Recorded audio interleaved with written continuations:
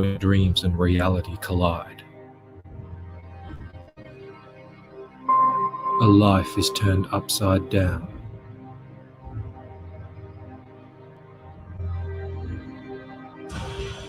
Thrust into a conflict where ancient shadows fight secret wars.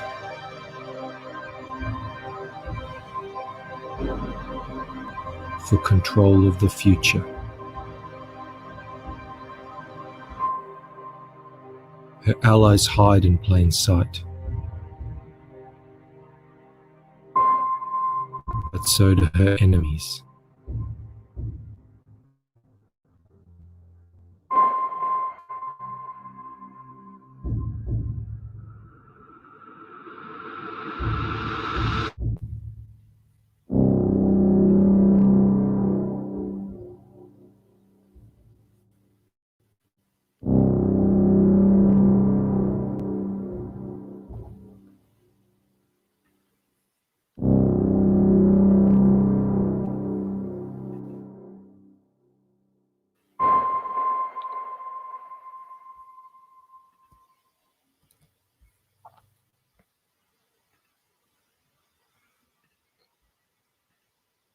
All right.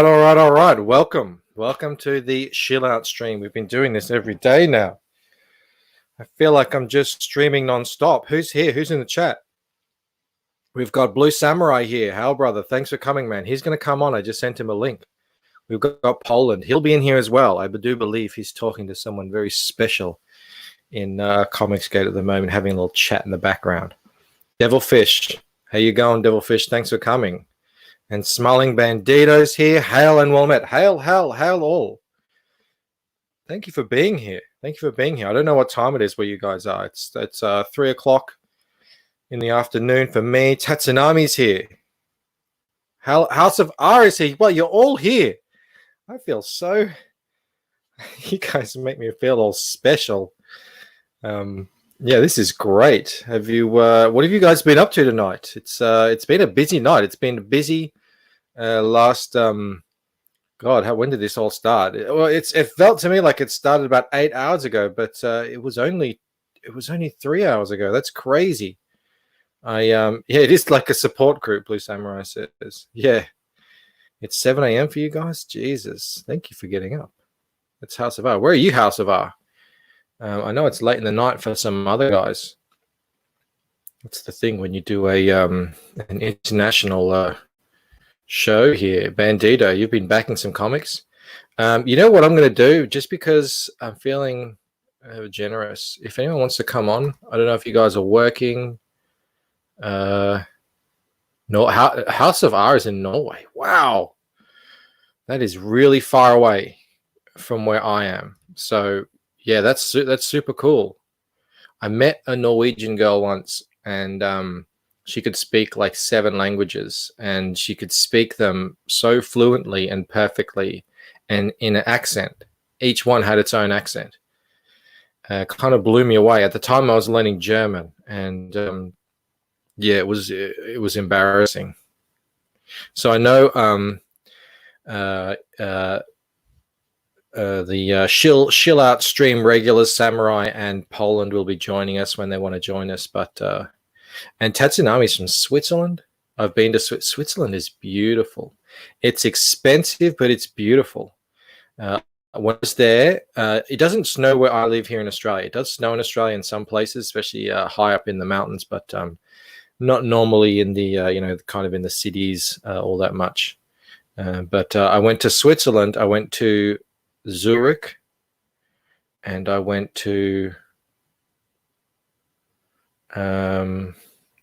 Lucerne, I think it was called. Anyway, it was 25 degrees Celsius, minus 25 degrees Celsius. And the Swiss, even the local Swiss, were coming up to us, speaking in that Swiss German, saying, oh, this is cold. So when the locals are telling you that they're freezing, you know it's cold. So yeah, how have you guys been? Like I've been saying for 3 hours now. Actually, it started before that. Samurai's here. Samurai, how you going, brother? Hello, doing all right. How are you? It's Hi, been a God. long time. Gotta mute YouTube. Okay. Sorry. How you been? It's Pretty been good. only a few hours since we last spoke. It feels like. It does feel that way. I went to work. I came home. I accidentally took a nap at the end of the stream you were on with Micah and Liam, and at my desk, just put my head down, and now we're here.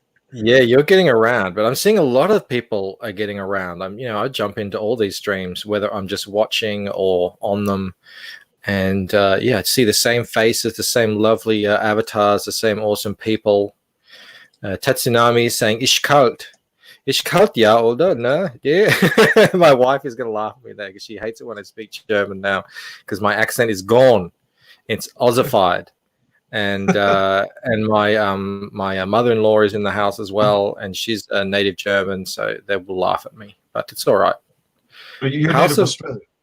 Yeah, I'm native Australian, but I learned German. I studied graphic design, and I wanted to go live in Germany because Germany is the kind of the mecca for graphic design, and I wanted to go study there, and I did. I did that for 6 months. I would have loved to do it for a year, but my school back here was saying, no, you've got to come back home and finish your degree here. So that was a bummer because I loved it over there. That was one of the best times of my life, studying in Dusseldorf, which is a beautiful city and great people. And I was pretty fluent. I was fluent in German, and it was fun. And then you come back. If you don't use these languages, you lose them. House of Art speaks Norwegian, English, German, French, and some Spanish, Italian, minimal. There you go. Is this just a normal thing in Norway that everyone speaks that? That's crazy. I understand, a lot of people want to learn English because if you can speak English, you can pretty much go anywhere. Everyone kind of can converse in some sort of basic English, but you Scandinavians, you impress me, and not just Scandinavians, but pretty much all Europeans. We were in Belgium once, and we were talking with the guys who were hanging out in the middle of the night next to the train station getting drunk, and they were all had master degrees. Their English was impeccable. Melanie's saying she's saying, "Nah." I don't know what to say here. Es ist gut, ja. Nicht gut. Terrible. What is terrible? Sie sagt. Terrible. Yes. So yeah, she's very embarrassed of me, I'm sure, right now. But we were in Belgium. We were in were we in Belgium? Where were we? We were in Eindhoven. Is that in Belgium? Or is that somewhere else? Might be getting confused here. But these guys out on the street, drinking, getting drunk at 2 a.m. in the morning at a train station. They've all got master's degrees. They all speak amazing English. And it's just like, wow, even your drunken bums are, leagues above our kind of normal people. So it was a very bizarre experience. I remember the Dutch guys in the dorm. Oh, sorry, I gotta move that. I remember the Dutch guys in the dorm when we were in college, and then all they would do is teach everybody how to cuss. That was it. Yeah, well, that's the fun part. I don't know if you've seen in Matrix, the second Matrix movie, the French guy does this tirade of all French swear words, and it's hilarious. They're the first things that you learn. Well, we finally found out what they were calling us. Yeah, right. Yeah. Yeah, you got to know that stuff. You really do, especially if you're going to hang out with people, because they'll drop that on you, and if you don't know it, that's what they're calling you. Mm-hmm. When I was in high school as well, I was surrounded by a whole bunch of Greek kids, so I knew all the Greek swear words. So I knew, like, if they were ever like laying into me, I knew exactly when, because they did tend to go off in their language. They're near one of the Native American tribes, and what's weird is you don't have to know their language to know when they're talking about you and swearing at you. Why is that? It's not a tonal language, but it's something. Their tone just changes, and you get the idea of what they're saying, and they're very racist. So it's kind of unfortunate. All right. Yeah, I have never hung out with them. Devilfish, good stream with Mandy earlier. Hopefully you got some new backers. I did get a couple of new backers. Thank you. Yeah, I did. It was that was a great stream. Unfortunately, I've got dinner plans and we'll have to head off. Everyone have a good day. Thank you, Devilfish. Thank you for stopping in and saying hello. You're always welcome here, buddy. Yeah, I streamed with Mandy. Did you catch that one, Samurai? I did, and I popped open. Did you start that with 147 or 148? No, 148. So she didn't have the. She said she had it like from 2 hours ago. It was sort of sitting there. So it was Liam who got me from 144 to. Oh no, it was less than that. Liam got me like 6 backers talking about me on his stream, and he was negging me too. It was very funny. I was really kind of madly trying to get some new things on my campaign. I'll just actually scroll down and show you. Because it's been a week now, so I really need to hammer in these stretch goals. And I just, well, you've seen, I've just been streaming the whole time. And then when I get off these streams, I'm just collapsing. Even if it's only 4 hours or something, it's a tall order to just talk for 4 hours. It's definitely not something that comes natural. No, this is the weird stream of 3 introverts getting together. Yeah, exactly. But it's kind of just something you have to do. So I put up all the thumbnails because I've been saying this over and over again. It's not like this 23 pages means I've got 23 pages done and then the rest is blank. I want you guys to know that they're all, look like this to a certain degree. They're all laid out, they're all drawn, they're all colored. And they've all got the words on them for the lettering, but it's all not to a perfectly finished degree. I wanted to put that in there. So do you do flatting on your coloring, or do you just color as you go? I for this book, I did about half and half. Like sometimes I'll hire a flatterer, and most of the time I don't like their flats. It's really hard to find a good flatterer because the entry level for flatting is super easy. I mean, it's pretty basic kind of thing. It just takes time. But there are rules with flats, and a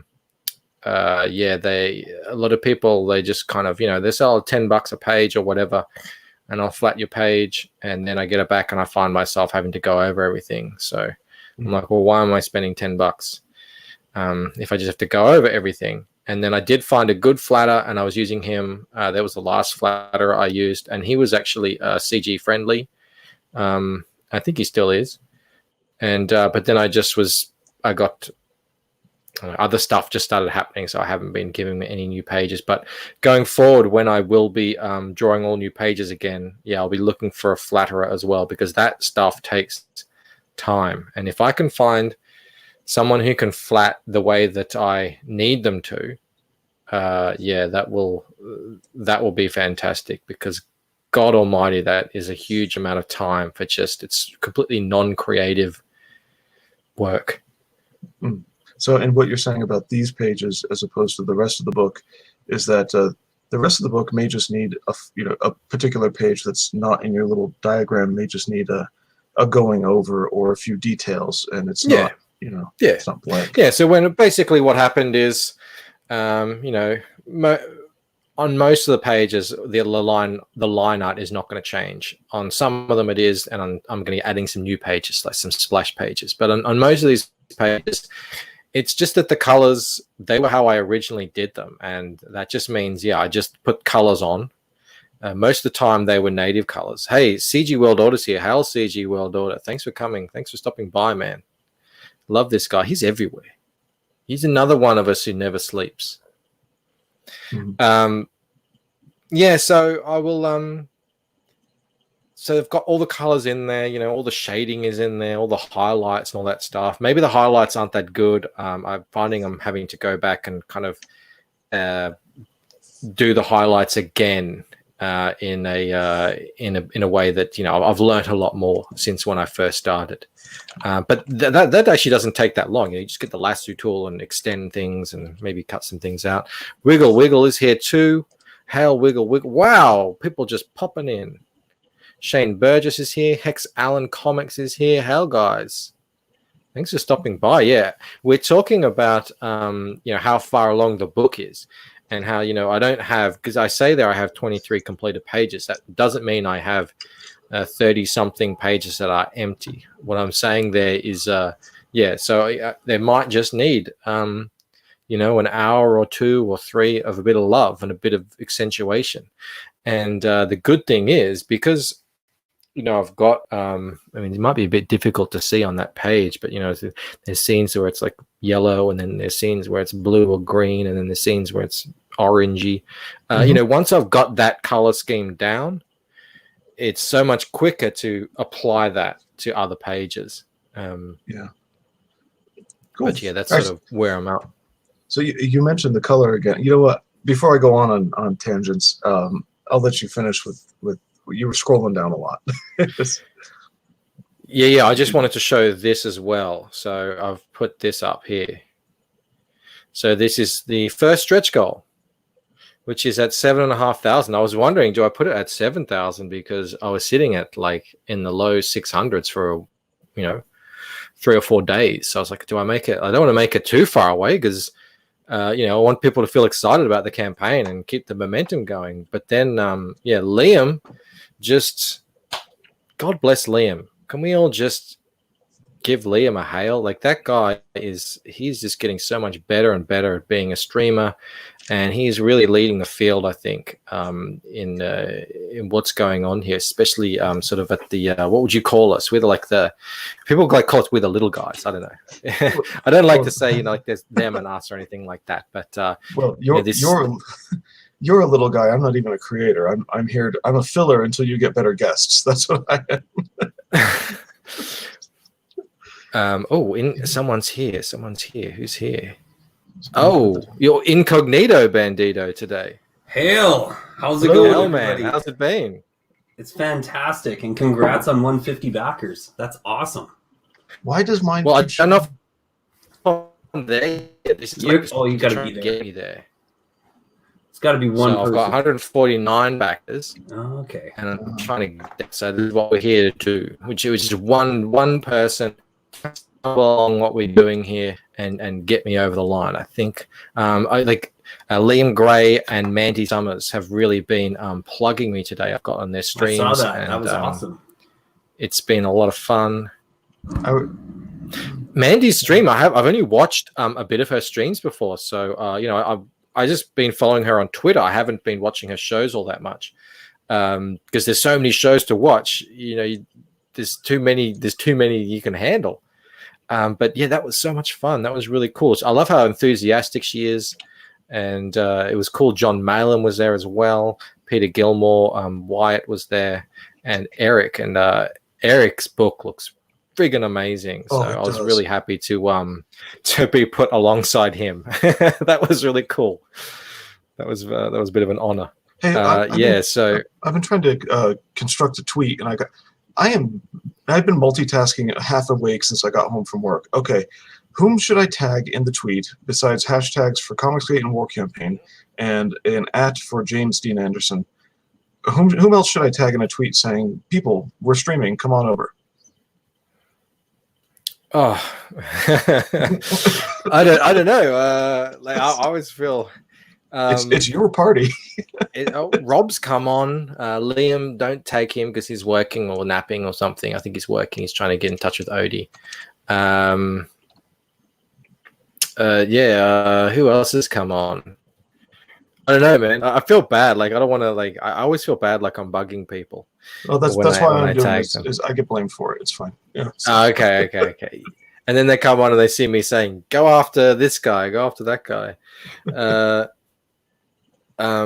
know who? I don't know the timelines, but you know who I'd love to get on here is Carla and John, who do Grim Reaper. Oh, that's right. Okay. She just those guys are.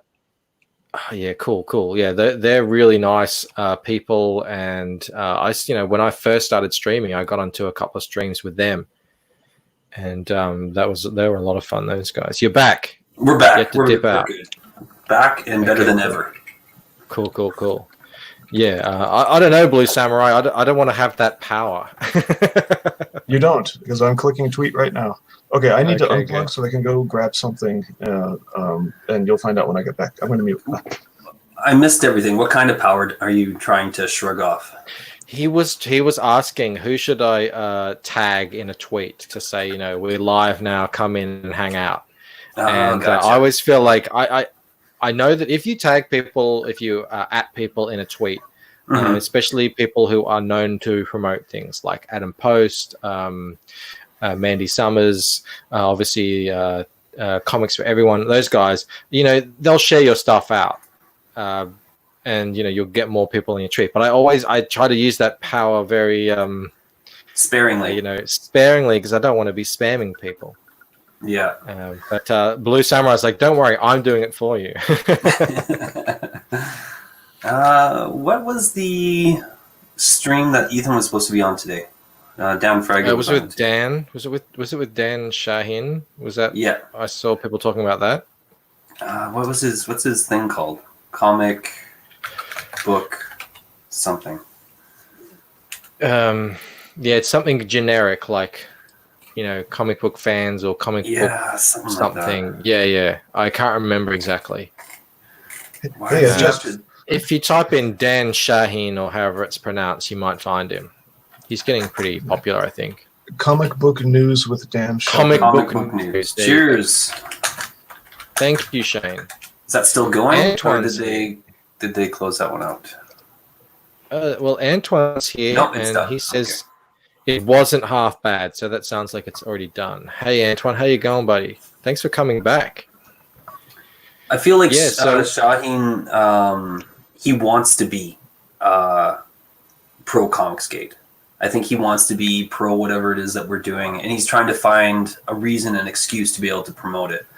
And he talks to the guys outside in the mainstream, and they say to him, what percentage is Comicsgate really bringing in? How big is the fan base, right? And I think they're looking at all the wrong questions, because it's not about how big the fan base is for Comicsgate. It's how big is the fan base that comics has lost, because those are the people you want to reach out to, right? Yeah. And Comicsgate has they've started walking in on that path towards those fans that have been disenfranchised. So it's hopefully they'll start to figure that out. But right now they're asking the wrong questions. And I think for him, he's looking for a reason, but he doesn't know the questions he needs to be asking. That pretty much sums up the video that I did on him as well. And I did a video with that first stream with him and all the guys. It was Dan and a bunch of, I think Adam Post was there. He had some really good input. And as I said, this is what he got wrong about Comicsgate, was he has this idea that all the fans and all the people and the new young audience or whatever is going to be found out there in the shops, as in comic book shops. Yeah. And I just was like, I think you've got that backwards. I think there's guys like Poland, who's who we've been streaming with. He was just someone in kind of the what would you call it, like geek culture. He was into this sort of stuff, and he wasn't a comic book reader, and it was Comicsgate that brought him to comics. And how many times has Ethan as well said, I wasn't into comics. I was into Star Wars. I found you from Star Wars, and now I'm buying Cyberfrog. Like, I think that is a much more likely thing to happen rather than finding some random kid in a comic book. Definitely, like with this Walmart thing, obviously, there's going to be kids there, but in a comic book store, I'm just not sure. I mean, we've probably all been into comic book stores. I don't see like dozens of kids running around the aisles, just thumbing through everything. It's not really that fan has been aged out, unfortunately, and that's, I think we're actually partially to blame for that. I don't put that all on the on the industry itself. I think as we got older, we demanded older comics, and then we put ourselves in for a period of time. We were a fan base that didn't have kids. Now we're older and we want to be able to pass it on to our kids, and we don't have the comics to do that.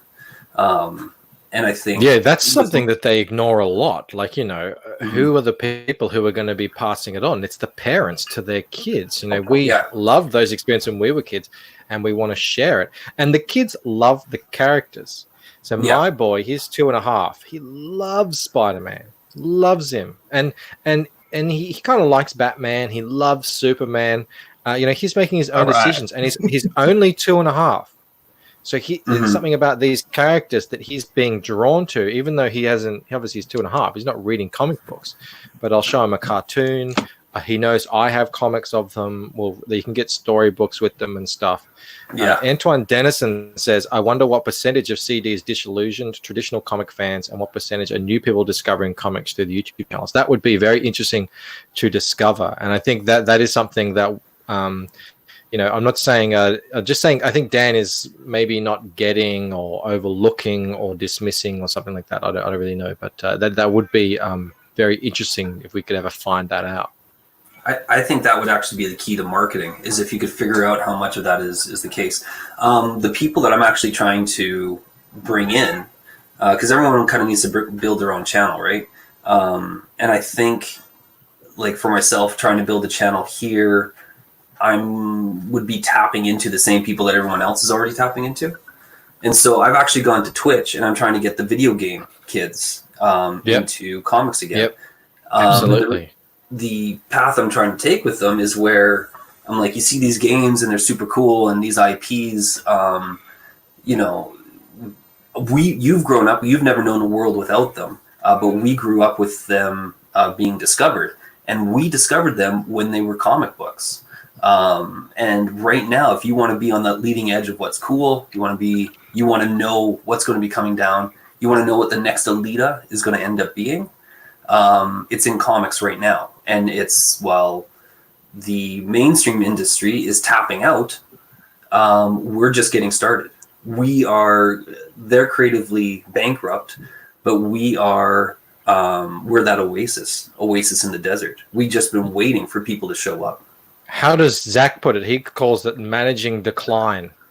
When he was watching all those guys, he was saying these guys, they're managing the decline. They're just trying to navigate the maelstrom on the way down to the bottom of the ocean, So, that is so true what you just said about that's a really good idea, getting out on Twitch, because I know, when I was a kid playing games, I would have friggin' loved like some sort of tie-in comic story to read, of the kind of was about what was going on in the game, and maybe even if it's not that, it's just a similar genre.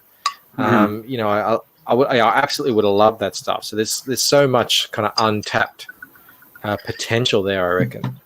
Well, when we were kids, and there was like the X-Men video games were coming out, and when The Simpsons was coming out, and when those things, I mean, the cartoons were there, but people were playing the games because of the comics.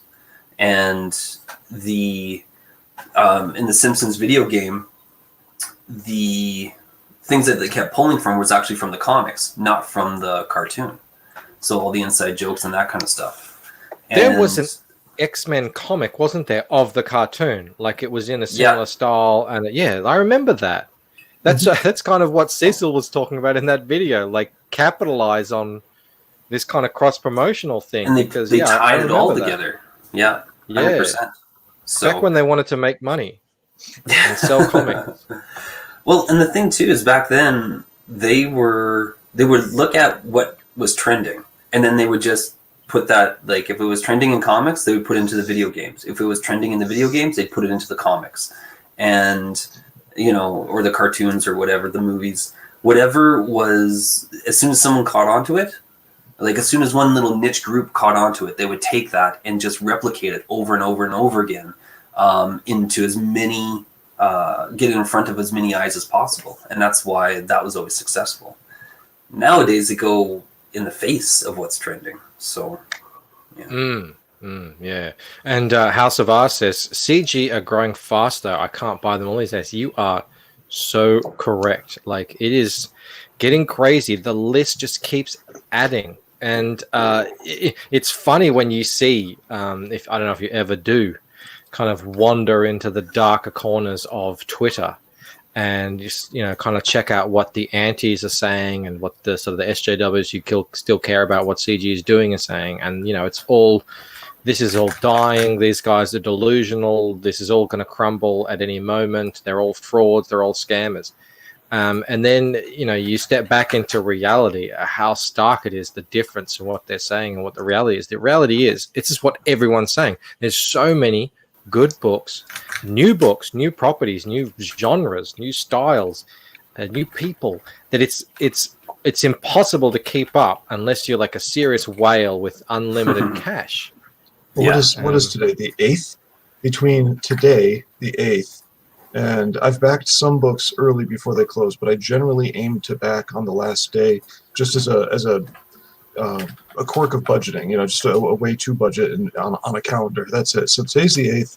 Between now and the 24th of June, so what is that, 7 weeks, there are, I think, 19 potential titles closing. Holy cow. And that's closing either their initial or their extended run, not including in-demands. So yeah, that's a file I would like to have at a comic shop. Yeah, Tribulation Task Force is one little guy. That's an evangelical thing. I'm not evangelical, by the way. Let's see. That book looks really good too. The Parables one. Are you talking about the guys with the crosses? Yeah, they're like superheroes. Yeah. The art looks amazing. Yeah, it does. He's his name's Grok. He is very much Comicsgate, but he lets it be known I'm in on this, but he doesn't get his art doesn't get the attention it deserves. Let's see, we got Chateau Obsidian. I've got number 1. I need to bring that up again later, but The Good Land is actually on pause. That one doesn't count. Red Eyes closes soon. I'm going to skip that one. We'll say 18 then. Black Flag. I'm just reading the ones I haven't backed yet, and I might not back most of half of these. Anyway, Black Flag, Pineapple Perception, Red Talon, which is also on Starcross with Tribulation Task Force. Doc Salem, I thought I already backed that one. I probably need to update my list here. There's a cognitive drawing book from Brubaker, so you can learn to draw. SOS Onslaught, that's the second one. Cool, that guy. Yeah, Kree-Craw and Chris Must Be Destroyed. It looks hilarious, and this is their second attempt at getting that going. The Legends of Fostra, actually, I have backed that one. I can remove it from the list, but that's the novel with the visual thingy that's closing. Dragon Guard, that's Mr. Sharp. Jawbreaker's Grand Bazaar, his first 30 days ends on the 30th. Now we're in June. The Last Patrol, Ultimate Crusaders, Hexcraft, and there were like 4 more that I found today that I don't have in this list. But this is just between now and June 24th. Well, I know one title I'm not going to miss out on, and that's The Lucid. That's why I have you guys on. You're my segue masters. Man. Where's Poland? He's really good at that too. He can bust that stuff in. Yeah. So this I just put up this today. So this is a work in progress here. This is be a poster print. It'll be this size, same size as the head sketches, but it's going to be full gloss. I want to do something glossy because everything else is like my book is going to have a matte laminate, apart from the UV, of course. I like the silk pages on the inside, but this is going to be like a cool glossy full color. So this is a whip. I'm working on this whenever I can. It's hard to work on this stuff while you're streaming friggin' 8 hours a day. But this guy here, you've seen the guy above. He's got like all the lava and stuff about him. This guy deals with water, and that's sort of where he gets his powers, and he manipulates all that stuff. And you'll see him a little bit in action in this first book too, Waking Dream. And he's a huge character in this story, so I wanted to do a cool action pose of him, and it's going to be in the same colors as this bluey. Where is it up here? This stuff. I got a question Just for you. Yep. Are you going to do that with the water being that UV shine and everything else being matte?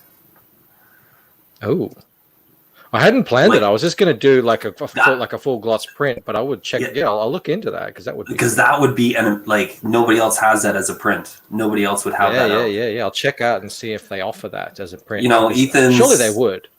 Yeah, Ethan's brand is shiny, right? Yours can be wet. I don't know. Getting everybody wet.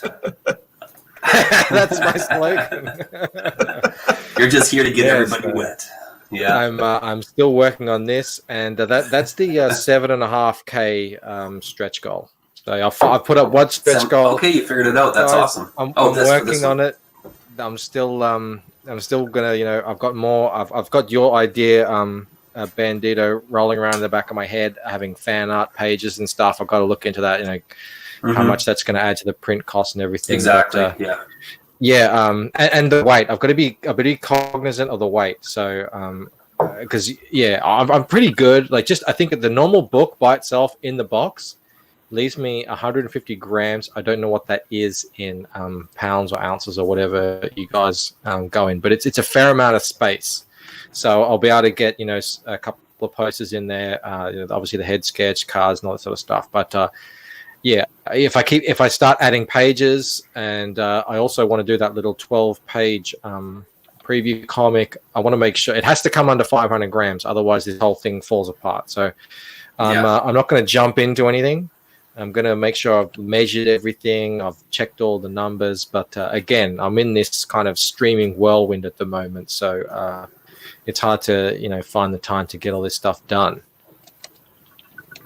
Yeah, and I mean, there is always going to be ways for you. Like, tons of ideas are going to be coming up for you to create value and stuff in that product. So you don't necessarily want to buy into just one thing until you know exactly like how much the cost is going to be and everything. So yeah.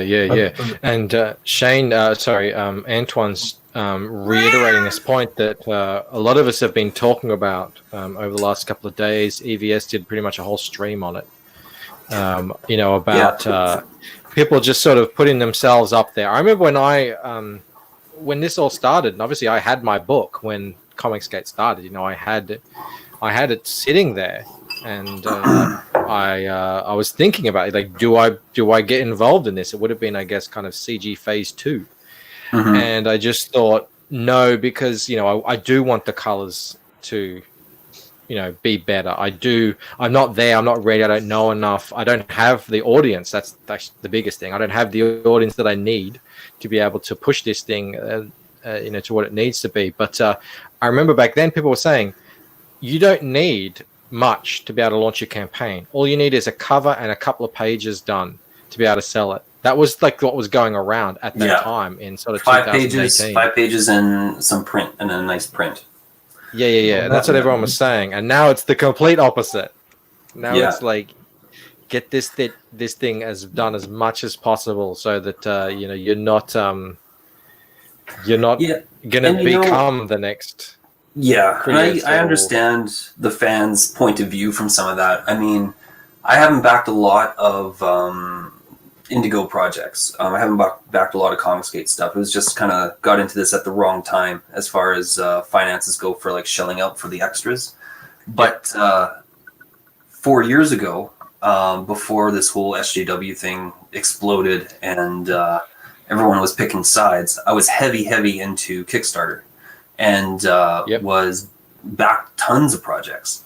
And I would say I probably got about half a dozen books that were never fulfilled. And so I understand the pain. Yeah, I understand the pain that people have for with what Mitch has done. But I like to think that there's always a path forward. And every time that something significantly negative happens, there is a better way to push. There is a new way to consider your own projects. And I think responding to it as you've done by having most of your book done and having a significant head start on it, being able to show that you've completed other projects. I mean, the problem isn't that someone else failed. The problem is, how do you market yourself to show that you can succeed? And as soon as you can do that, people want to back winning horses, and they want to see how you're going to be able to push forward and come through with the success. And typically people want us to succeed. That's the thing that like personally, we never think about. You know, we go into something thinking we need to convince people. But usually, as long as it shows that you're not trying to screw anybody over, you know, people want you to succeed. Everybody loves a success story. And it doesn't take much, as long as you yourself are being honest and marketing yourself appropriately. It doesn't take much to get people behind you. And there's no reason why people who aren't connected or were involved in the who owned those campaigns, like there's no reason why someone like me, for example, needs to be tarnished with what, say, Critias did 100%. or what the Brightwisers did. But at the same time, everyone has to kind of operate now in this new environment where it is so different how it was back, where it was you could just kind of put an idea out there and a bit of art, and people would kind of back you. And that's sort of as well. I think it's good, and that's what Ethan's done. When he said the other day, when he tweeted out that he wasn't going to be promoting anyone going forward, I kind of assumed everyone he'd promoted previously would be grandfathered into it, but it looks like that's not the case. Really? Going off what he said on his stream the other day, and going off on what I've been reading on Twitter, it looks like, he's no longer going to be promoting Cash Grab, for example. Like he'll have Cecil on his stream, but he's not going to talk about Cash Grab. And so I think. But it's too late. I mean, like. It's a moot point now, and Cecil's pointed that out. He's like, "Oh, woe is me," It's easy for me to say at 165K, but it's better that he doesn't say it actually. But anyway. Like even Dan Frager and people like that as well, he won't be promoting their books anymore on his channel, and I think it's it's going to have an effect. People kind of, especially if they're bigger names, they're going to think they can just kind of waltz in here and use what Ethan's built in terms of his own channel, and kind of use that to get themselves a bit of a kickstart, for want of a better word, a bit of a head start, I should say. I don't know. Like the thing, like I can't. I don't know. I can't get behind this. I understand. Like I said, you think Ethan's wrong in doing this? Everyone's own truth is they got to play that out. So I mean, like if this ends up being the right move for Ethan, I'm not going to be the guy that says that it's not. But in his position, I would think of it differently. And I've been on the receiving end of people not following through, not with the comic books, but like with projects that I've done. And I've given them tasks and work and that type of stuff, and they don't follow through. And I mean, you take a hit for that. And especially like as a business owner, when I send workers out to do jobs and they don't do it properly, it comes back on me. But the thing that I've found is that, like,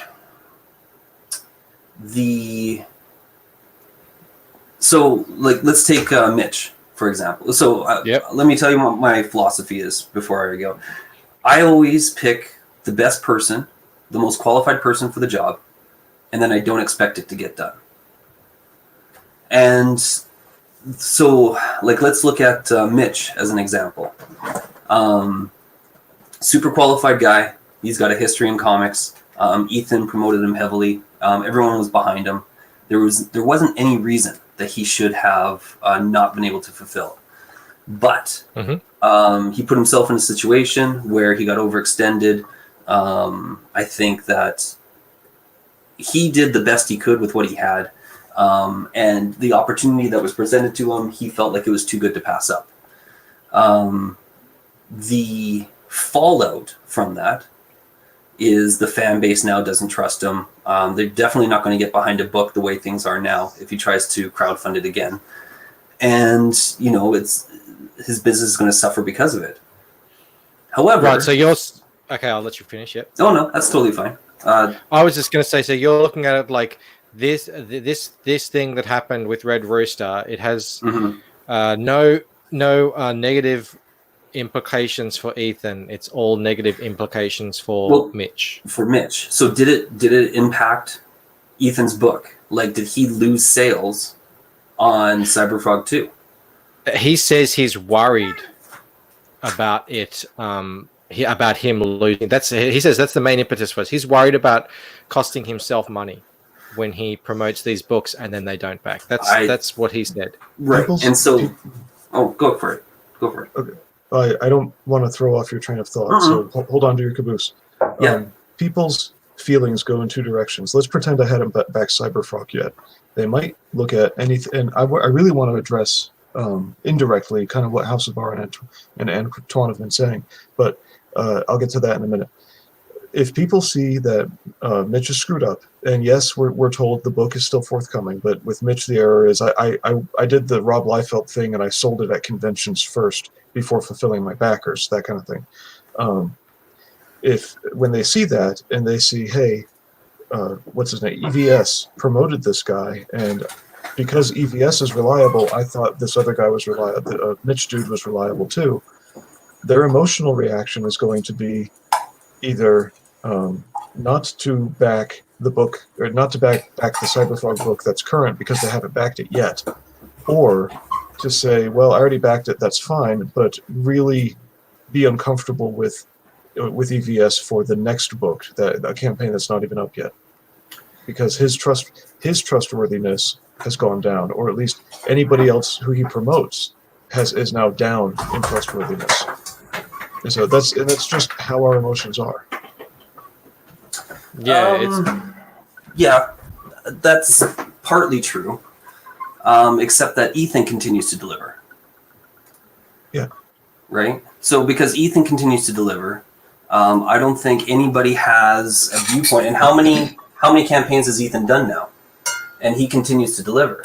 So I've got a whole wall of them.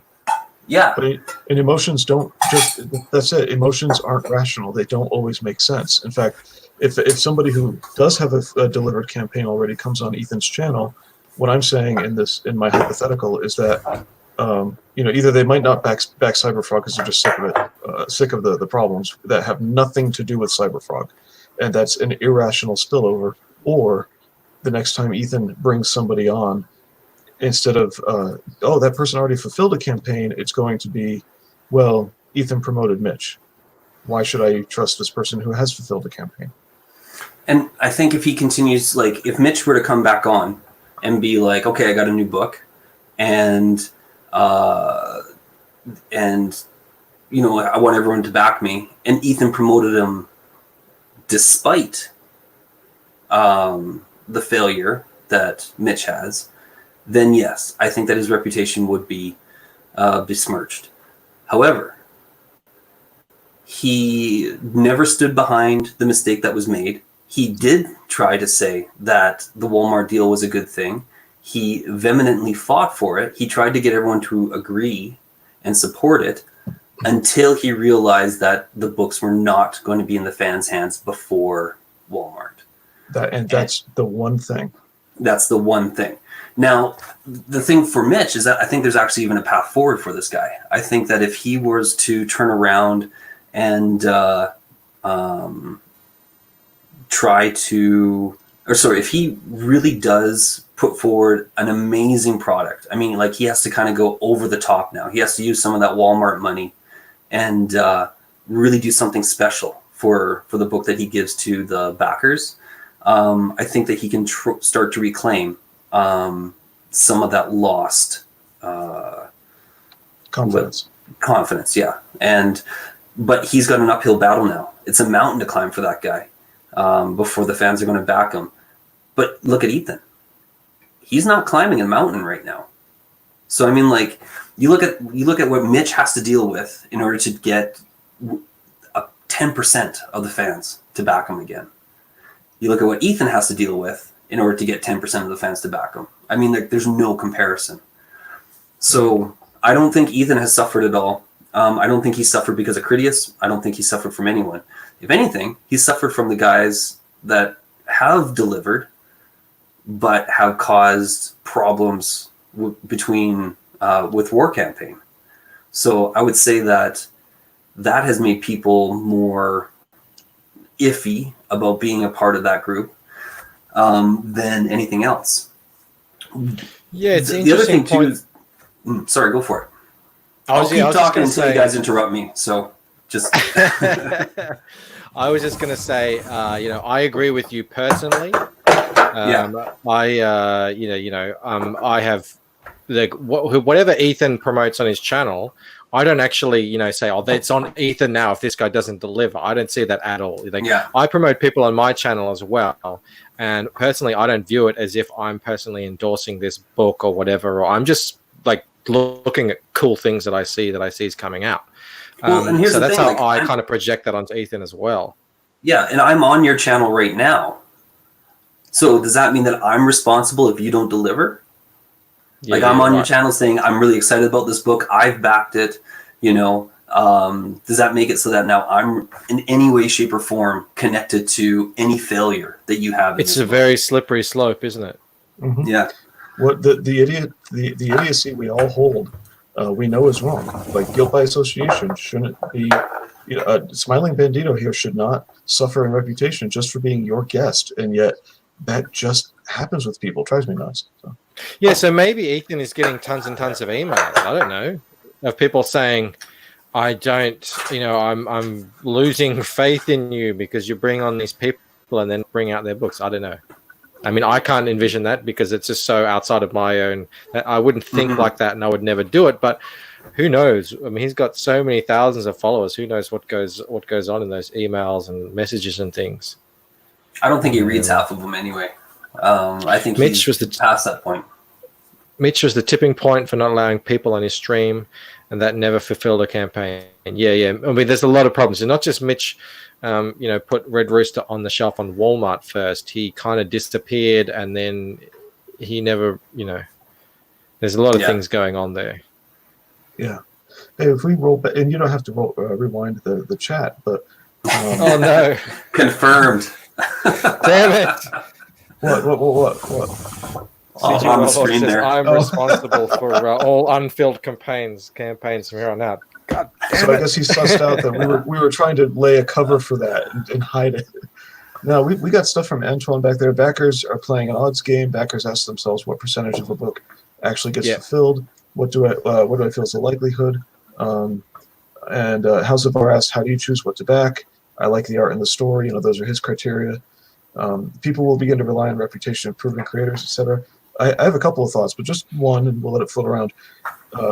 Right now, without knowing your personalities or seeing, just walking in and saying who's doing what, you, Bancroft, are actually more reliable than Liam.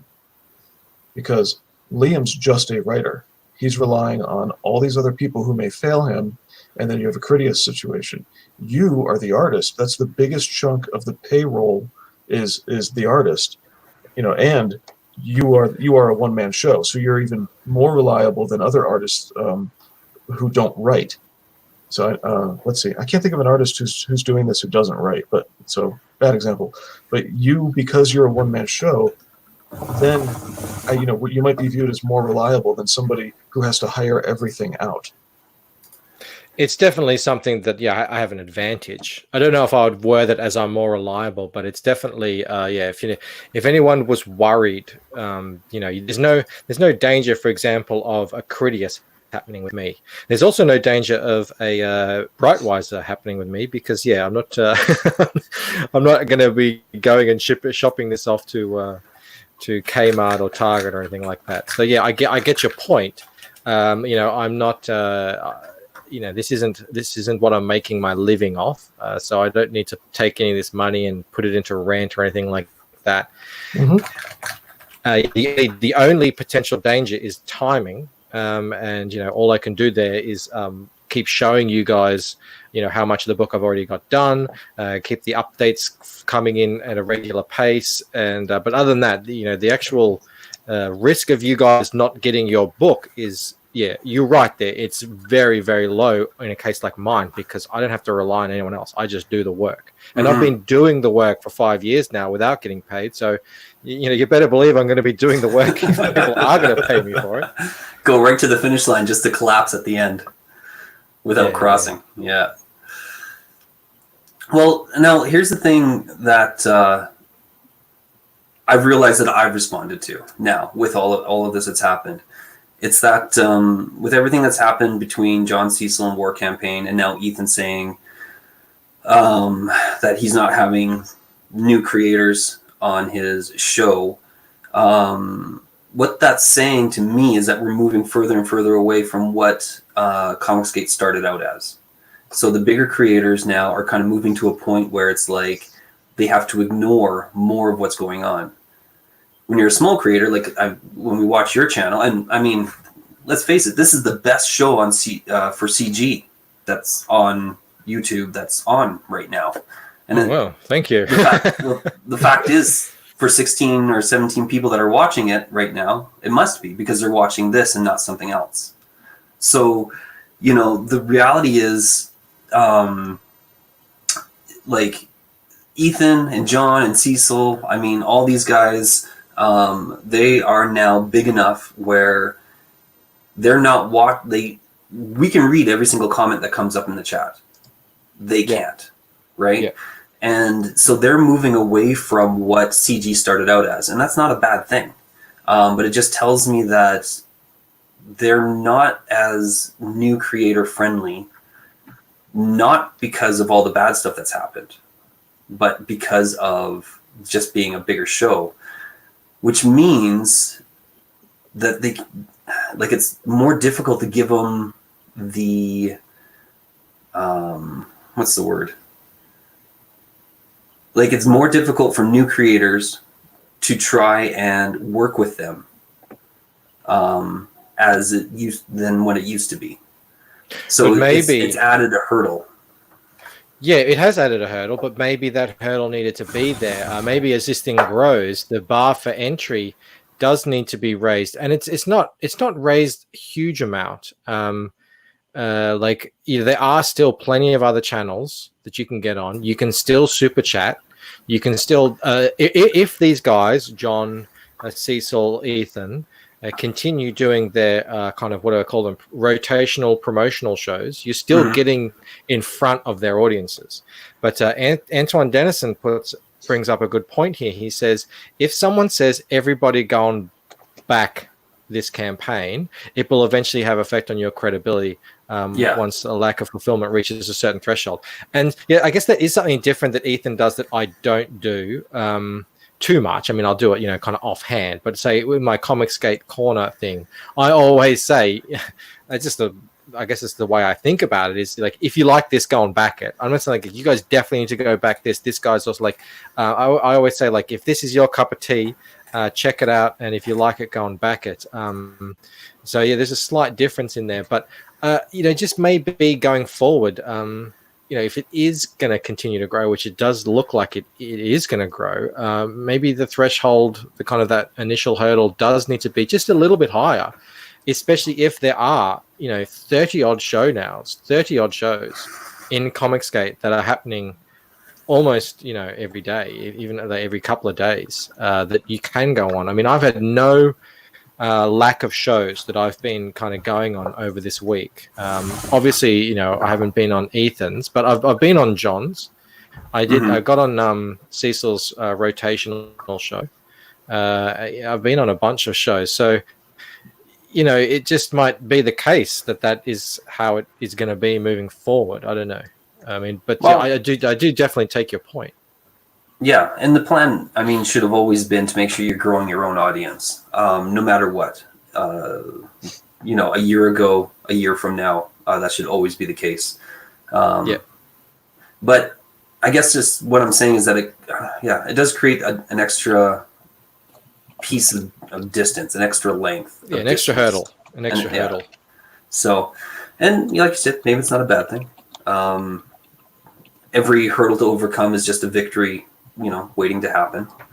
So, did great. you guys There's a little- catch? Sorry, go on, Samurai. There's a minor lull where I could have said, "Wait, let me show you something on my screen." Blah blah blah. Right in the middle of me setting up a tweet and typing. Well, what do you got to show us? I hit tweet. Okay. Now I got to find it. It was from found it. Pull that up. There's my tweet. Okay. One of the messages unintended possibly that I took from Ethan. Hey, Poland. From Ethan making his announcement. Sharing screen is easier with 2 monitors. It could be good. Okay, if you use Chrome, don't show the steps. I took select a window. Holy Hail cow. Poland! Great to see Hail you. Poland. 805. Hello. Vamp, please. Vamp. We'll talk to Poland Hail. while you're figuring this out, Samurai. Yeah, don't Hail. worry. We got you Hail. covered. We got you Hail the covered. chat. Hail Michael Bancroft. Hey, Hail and cheers.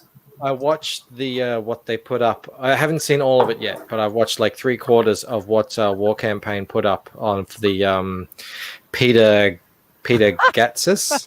Is that the Yeah. I haven't seen it. Man, George my- Gatsey. George Peter Gatsey. Gatsey.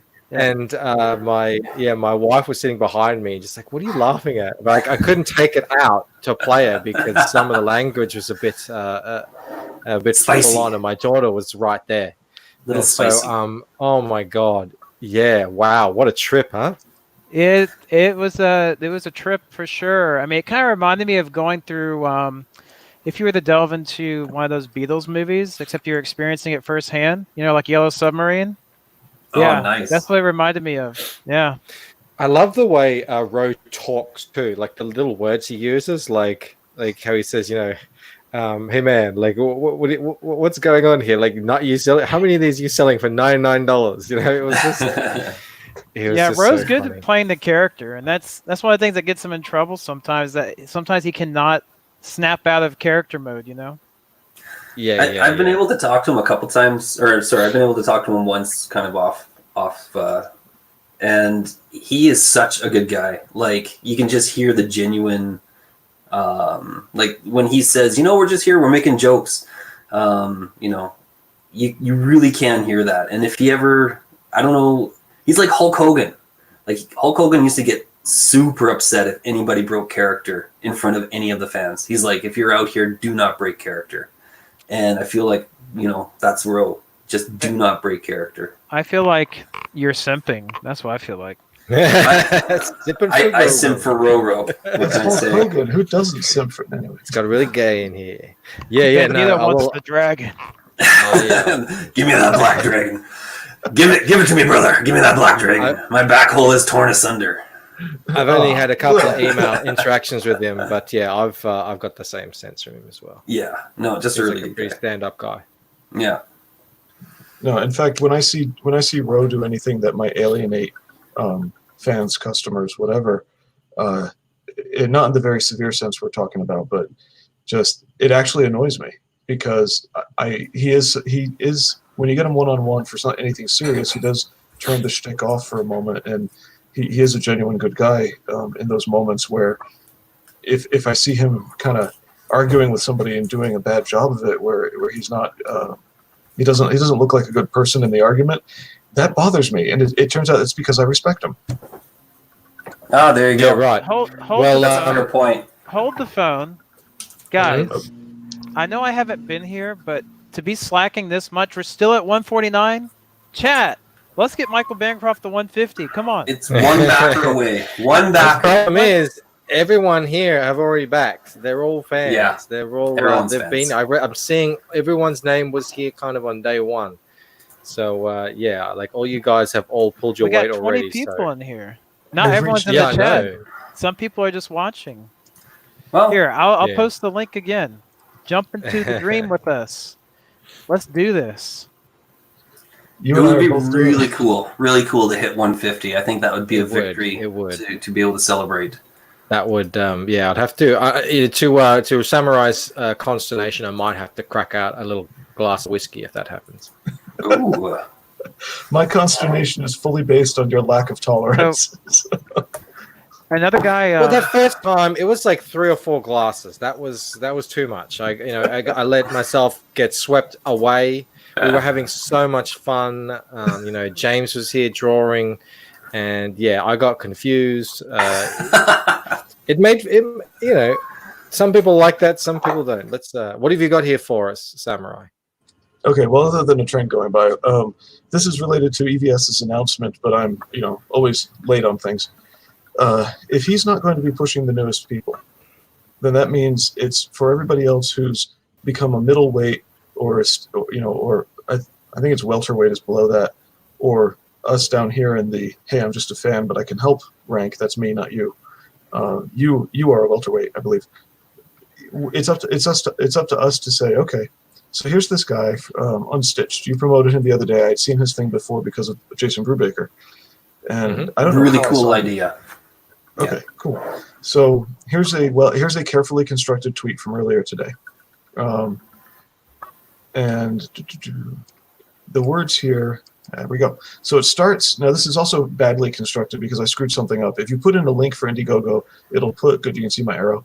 It'll put the Indiegogo thing down here unless you include a picture, and I included a picture, and that screws up how easy it is to click on it. Now you go, well, where's the Indiegogo campaign? So I really do try not to lose the people reading my tweets, all 3 of them, when I do this. So anyway, here's the link up here, but it's Unstitched Part 1 of 2. Head on over and sign up for pre-launch notes.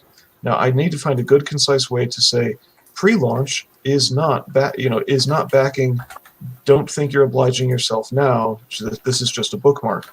But I can't say that in 3 words. So then follow Justin Dutton 18 and consider, there it is, consider, use the word please, consider hosting him on a stream to promote his premiere campaign as a Comicsgate creator. And I tried to think of people to include in this. I got Lady Alchemy, the guy from, I'm sorry, this is Adam Post. I was thinking of somebody else. And Sweetcast.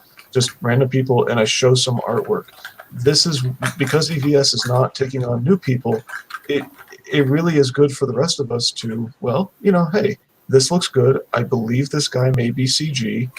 I have to be careful how I word it. Consider, and then just put it out there.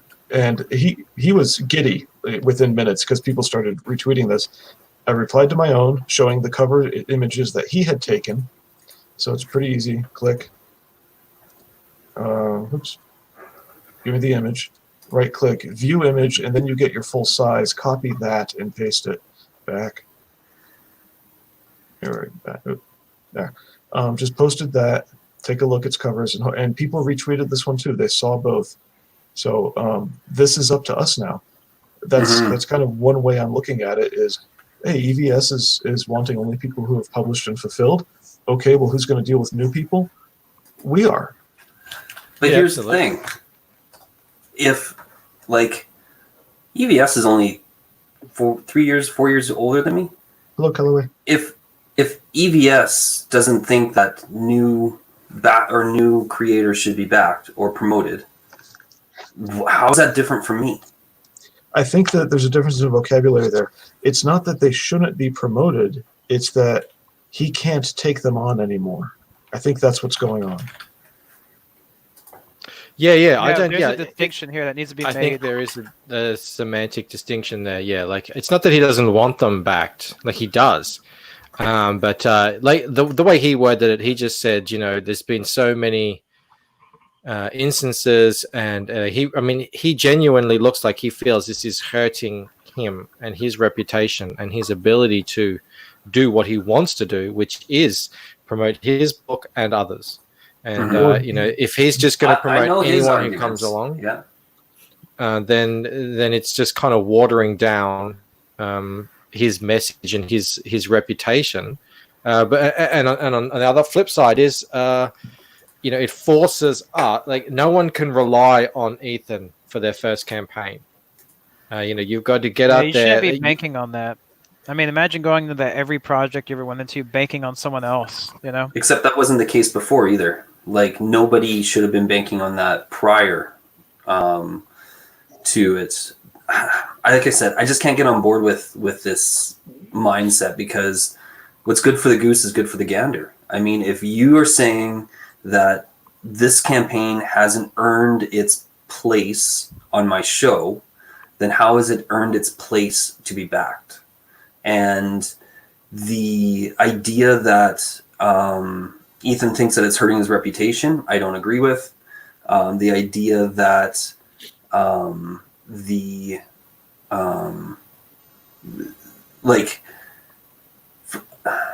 don't know. So for me, I look at this campaign, I look at your campaign, and I say, these are the things I love about it.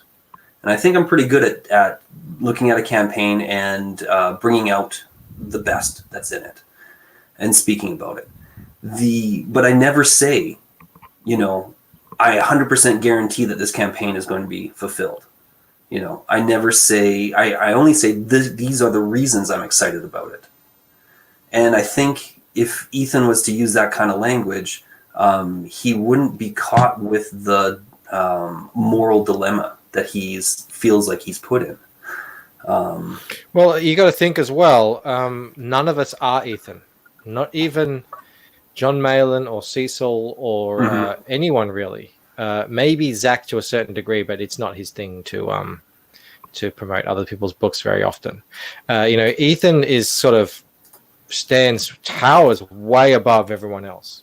So I guess he's just feeling that weight on his shoulders. When it were something to go awry again, I guess he feels personally that he has to deal with that, and that's something that he doesn't want to deal with.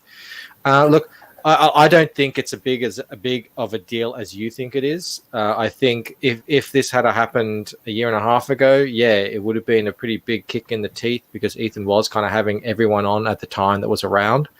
But there weren't that many people around, and there weren't that many options, many viable options for newcomers.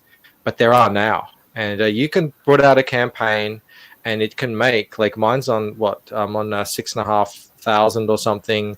Other guys have new campaigns; they get up to 10, sometimes even 20,000, and I think that's a pretty good result, considering where we were just a few short years ago.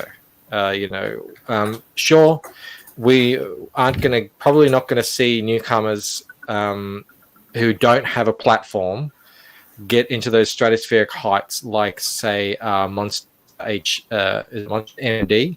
Like that got up there eventually. That's in like the 70,000s, and that was sort of like, as far as most of us knew him, that was like the first we've ever seen of him, and he was heavily promoted on by EVS. But I just think as well, we're not going to see those numbers again for new creators anyway, because there's so many of us now. This is too much competition, so that money is spread out. I don't think it's where we won't see it again. We'll see it again. There will be campaigns that do catch on, especially for second books. But hopefully, if it keeps growing and it just keeps snowballing, then eventually down the line, I'm sort of thinking in the next year or so. Yeah, but nothing's a zero-sum game. So yeah, that's right. Like we keep. I think if people keep doing what they're doing, and everyone seems to be getting the message, because it just keeps working. Like it worked for me. It's worked for so many other people. If it can work for me, I don't see why it can't work for anyone else. I just followed what those guys said. And here I am now talking to all you guys. I've got a campaign that's funded. I've got a campaign that's 300 and something % funded. Yeah, I'm getting onto all these live streams. I'm meeting all these people. I'm having an absolute blast, chatting to all you guys. And I did that because I just followed what they said to do. So I think more people are going to do that. He's not obligated to anyone but himself and his family at the end of the day. There's never any obligation. Yeah. Well, I don't think Bandito's saying that. I think he's just like, he doesn't see perfectly eye to eye with his reasoning behind why he's taken this stance. Well, Bandito's raised two good issues. One is, if EVS doesn't approve, then doesn't that mean there's something wrong with the campaign? And the answer is no, not necessarily. It's the reason for why he's not promoting it. And so then we move to the other one. So that's done away with. We move to the other issue he's brought up, which was I think where we've switched vocabulary. At least I have, and I don't mean to sneakily do that with you, Bandito. It's why you got to be like that. Why you got to play me like that? I haven't slept and I haven't shaved. Okay, so earlier we were talking about the Brightwisers and EVS's needs to protect his reputation and concerns like that. But I know I've switched to talking about and I don't think I made it clear. I'm not talking about his reputation like Bancroft and Poland had been. I'm actually talking about his availability. He has so many people coming at him that he can't promote. And then take on the liability of filtering all those people for their credibility. He needs to do both at once, and one way to do that is to say, reduce the number and prove yourself first without me. That's actually a really good point. So if this is just a numbers filter, in addition to a reputation where he doesn't want to get burned, but how much noise is coming his way even before we get to. Some of the comments here, House of R, not only more creators, there are more fans coming in too. I'm sorry, that's kind of referring to something else, but CJ World Order points out that weirdos come after him and come after him know this too, but they don't acknowledge it. I can't read when I'm actually They talking. don't acknowledge it just for the fact that they're there to harass him. He took that away from them. Yeah, so he's got to deal with a volume that at some point you have to prioritize, and publicly putting this out there is one way to just pre-filter. That's where I took the idea of, okay, so then where do newbies go? And the newbies go to whoever the second tier people are, the third tier, and in my case, fans who say, I think this guy is genuine. I think this guy is honest. I'll tweet him. Yeah, that's why I'm saying he's not obligated. I mean, he has a finite amount of effort and time, and he's got his own projects going on. And his position, let's be frank, has changed since the beginning, since early 2018. It's a different ball game now. Back then it was a smaller scene. Everyone was kind of just huddling around his channel because he just happened to have a YouTube channel and people were showing up. But now this is a much more structured thing in a certain sense. Well, and it's more like what Michael was saying too. Like he just followed the instructions that everyone else was saying. He followed what Coach was saying, and he bought into what EVS said to do for his campaigns. And following that advice, landed him a win. So I don't think the landscape has actually changed as much as we think, because we're only just starting up the mountain. I mean, we had Ethan as a Sherpa to kind of get us the first distance, but I mean, the mountain is towering before us, and there are so many people out there that need good stories. There are so many. Yeah, there's going to be a whole new industry growing up after this. Like, we haven't even considered the new fans that are coming in that are going to be the young audience. Like, we haven't even touched that yet. And it's going to be the largest audience in the world ever. I'm a new fan. Yeah. The young audience being the teenagers. Like, we haven't even tapped into that yet. Right? I think Bandito's saying I'm not young, guys. This is really starting to hurt my feelings. You sound like you got a couple years on you. Yeah. A little worn out. Yeah. A little worn out in the joints are starting to ache. Yeah. You got to grease the wheels a little bit sometimes to get going. Well, while you grease your wheels, I'm going to get some ice. Well, on that note, what are you doing over there, Samurai? You're checking out my campaign. I thought, who wants to look at my Twitter? Let's look at this. I mean, it's your stream. Well, there's other things I want to look at too. There's other stuff going on. Let me just share something now. So I'm going to just pull this off 1 sec. Yeah. There's other things that are happening. Focus on Bandito's chair. Just. We got a chair stream going. Chair streams are always. That's always exciting. That chair's not that old. Those wrinkles aren't too deep. But yeah. I'm not Ethan. I don't care whether you're fulfilled or not. I just talk about books and projects that I think look awesome. And this launched today, and it's already made $15,500. JDA's probably keeping a close tab on this because this is his buddy, Eric. Yeah. The good JDA chat, to clarify. I knew this would go amazing. Because everyone loves Eric. Everyone knows Eric. the project is so. Not only does it look really cool, it just has that quick pitch. It's what is it? A Wizard of Oz with guns, and everyone can just kind of, oh yeah, bang, I'm in. So this is just another book on my friggin' list of books I have to eventually back, because Eric has fulfilled. List growing at a steam. Check out that cover. How cool is that? I'm really digging that. I didn't when I first heard him talk about it, I'll be honest, it didn't grip me, but I love that right there. Well, I think he didn't have the art. He didn't have he had some shots of the art, but it wasn't like this. It didn't. This just as soon as I saw this, I was like, "Holy cow!" Just books you're gonna back straight away. Maidenhell says, "I'm backing you on Tuesday, Queensland time." Thank you, Maidenhell. That is awesome. I will be looking forward to seeing that tick in. Hail. Hopefully, I will be over 150 by then, because that's in 5 days' time. Thank you, Maiden. Thank you, Maiden. And that is awesome. For anyone that doesn't know, Eric leathers pretty much all Comic Escape books, and he did the Flying Fortress book as well. So he has finished a campaign and delivered that. Yeah, and not only that, I saw him on Wiggle Wiggle. QLD time is Queensland time. So even though I don't know if we're still in alignment with you guys in Queensland, I know that even though usually time zone you go vertical, Queensland does its own thing. That's a state in Australia. In case you're not in Australia, I'm not sure if you are. Wiggle Wiggle. That is some sexy art. Holy cow! Isn't it? We were just talking about it. It just. Yeah, and he's. I watch him on Clint Stoker's channel, and he just kind of broke into an impromptu lettering tutorial, kind of on my insistence too. I was just bugging him, just asking him questions, and yeah, he's a really good teacher as well. He can kind of lay things out really in a concise way. Project?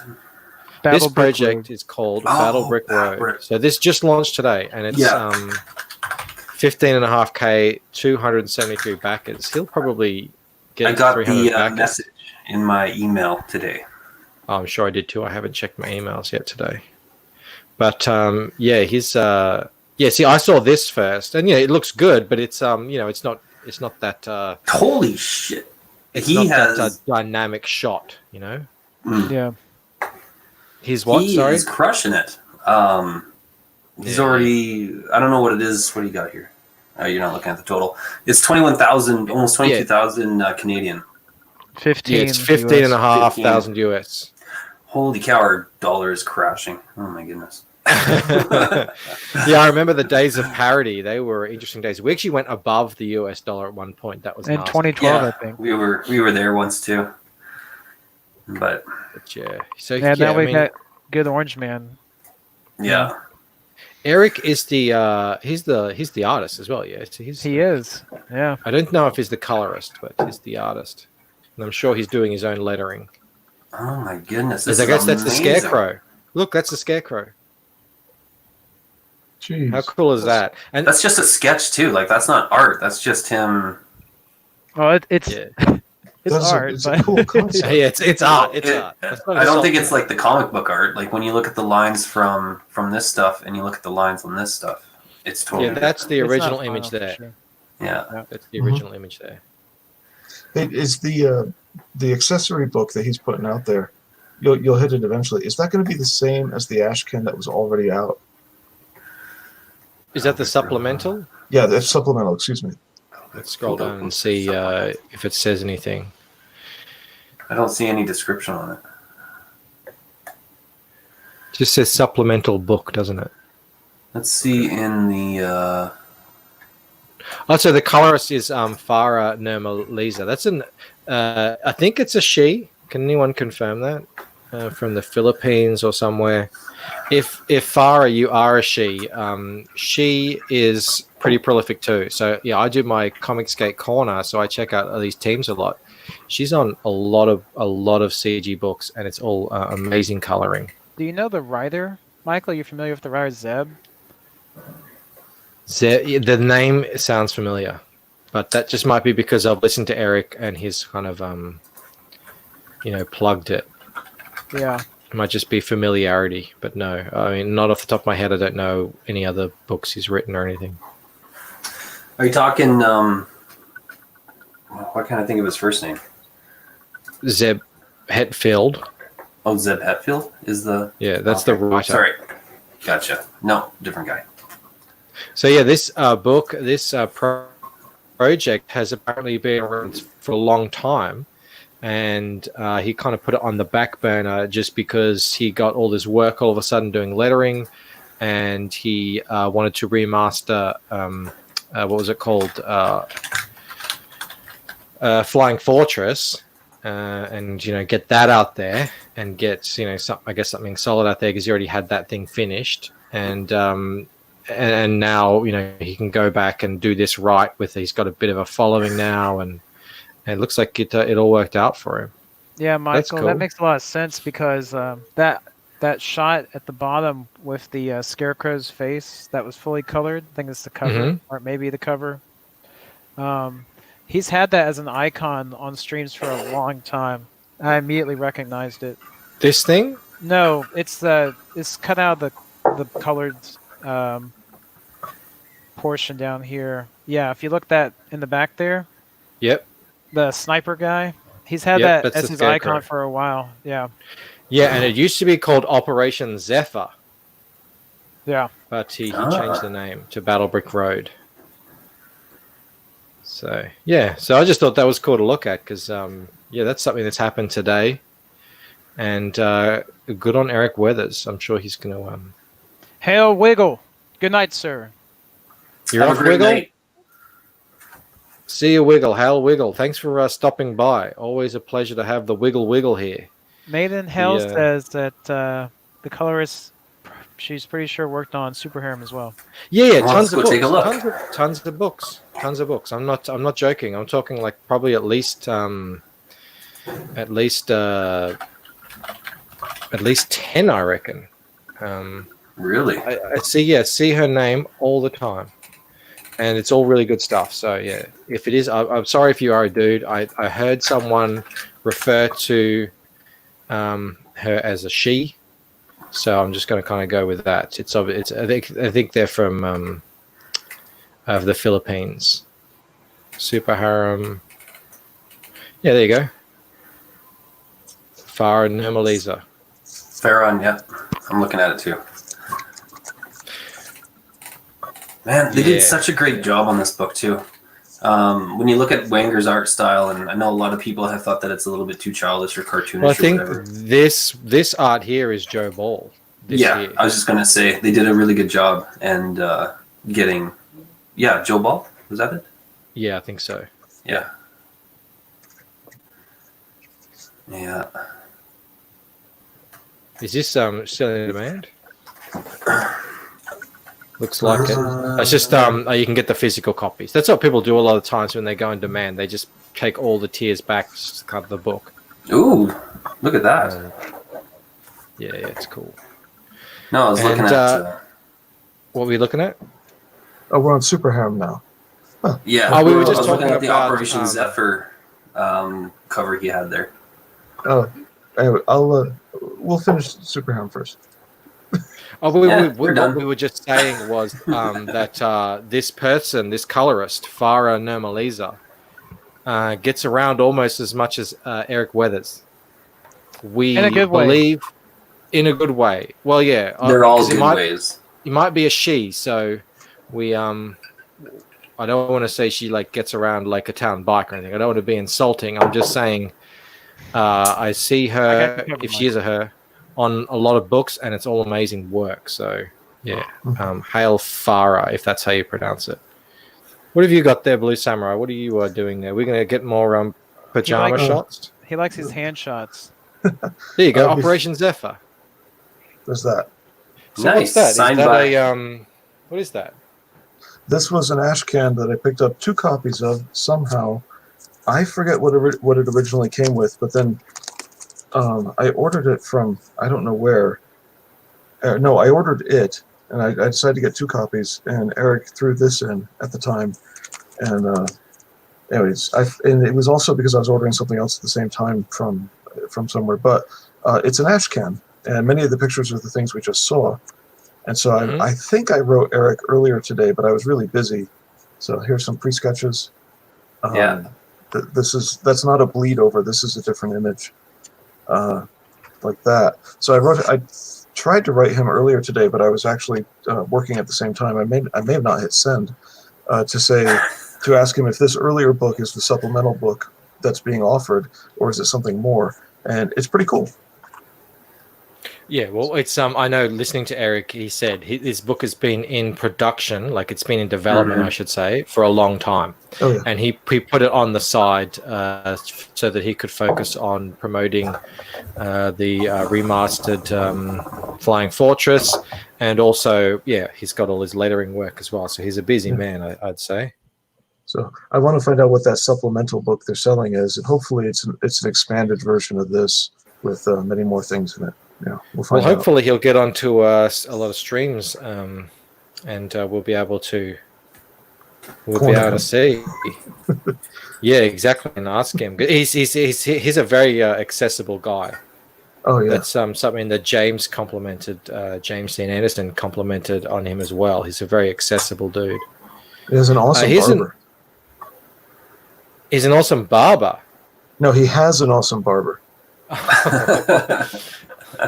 You were doxing his profession. These guys as well have something new on their page. I don't know if you've seen it. So are you guys familiar with this one? Yeah, I've been looking at this, considering picking it up. Have you seen what's new on it? New. New. What do we got? Let me scroll down. Scrolling. Yeah, you wouldn't have seen that before. Color. It's in color now. And I was worried about these colors. Who's doing these colors? Can we It is. Look who it is. Look who's coloring. Huh. Am I right? Colors. Yeah. Am I right? Farah Anomaly is a door kicker, super harem, College of the Dead. Yeah. Getting around. In a good way. See, well, that's in the best possible way. Yeah. So look at that. So I was worried because I loved the. It wasn't quite black and white. It was kind of a grayscale, and it looked really good. So you don't want the colors to overpower the line art, especially when the line art is really good. So yeah, we've got colors now. That's cool. This is another one of those books that I have to back, but I only have so much money, unfortunately. I love the design of these characters. Who did it looks so good. Line work? It's like a mainstream guy. I don't know. I think he's just a guy who'll just work with anyone, you know. Douglas Franchen worked on X-Men Blue and Halo Escalation. So yeah, it's pro level, and he's really amazing with the action scenes. His angles and showing the motion because it's very clean lines. It's someone who has kind of cleanish lines myself and does sort of realistic characters, in real proportions and stuff. There is a massive, it's really hard to get the movement back into the art if you're not really loose. But this guy has it nailed. And it's just a lot of cool stuff. Yeah. And it sounds like a really good story. And all these guys are really good. They were the first people to have me on their show. Oh, nice. Graded 0.5. Graded 0.5. I went live with these guys. I put my campaign live about 10 minutes before I went on their show. And I went into the back room and I was hanging out with Optimus Deadpool and Bob, I think it is. And he said, you've got like 12 backers already or something like that. You're over 1,000 or something. There's some number that he said. And I said, what's happening? So yeah, I came on to his show and I'm just sitting there like, I was in a state. And I was in a state for the whole rest of that day. Those guys are such good energy. Like, they're always laughing. They're always having a good time. I love graded 0.5. Cheers, Antoine. Thanks for stopping by, mate. Yeah, Thanks for being here, Antoine. that's awesome. Bye, Antoine. Keep that Have a beard great sharp. night. To back this book, yeah, it's like there's so many, and now the colors, and it just looks so cool. Yeah. There's too many to back, but I just want to I like it when people go in long in demand periods, because then they kind of, the longer it's been out, the higher it's on the list of where, if I'm going to back it. So because we all just want these cool stories and to back these cool people, and Well, and that's the thing. Like with Comicsgate, it really is an oasis in the middle of a desert. The world out there is creatively and imaginatively bankrupt, but why I'm CG here. just CG just keeps pushing forward. And these are going to be the cartoons and the movies and the video games of the future. I hope so, because that would be friggin' awesome. And it's it doesn't matter. I've got another thing I had pulled up. I don't know if it's a bit of a bummer, but I'm going to want to share it anyway. Yeah, Kellaway says that Peregrine one has been up in color for a few days. Has it? Really? It seems like 48 hours to me that it was in color. I remember them talking about it. I was chatting with Piper, and she was like, "Yeah, we're dropping something big," and I kind of thought I knew what it was. Whoa, the sound just went weird. Am I still on? Yeah, you're good. Yeah. Okay, cool. Yeah. Crystal clear. Peter Samedi. Did you guys follow what happened to him over the last couple of days? Oh my goodness, how crazy was this? Yeah. So that Go for it. Take us through. well, it's Captain Cummings, wasn't it? Or Captain Cummings and a whole bunch of people were saying that he wasn't swatted. And It's fake news. That's what they were saying. How does a guy like Peter Samedi, who's super chill and nice to everyone, he's always seeming to be getting into these massive Twitter scuffles, these battles, and he's the nicest guy in comic books, but maybe that's why everyone attacks him, and because he's winning so hard, that's why they go for his throat so much. It's just crazy. The crazy thing about this is that you wonder what the outcome is. It's like the creeper who spots a chick at the bar and, stalks them around the bar, even when she, obviously doesn't want to hang out with them. And it's just like, what's your move at this point? What outcome do you think is going to occur the more you bother this person?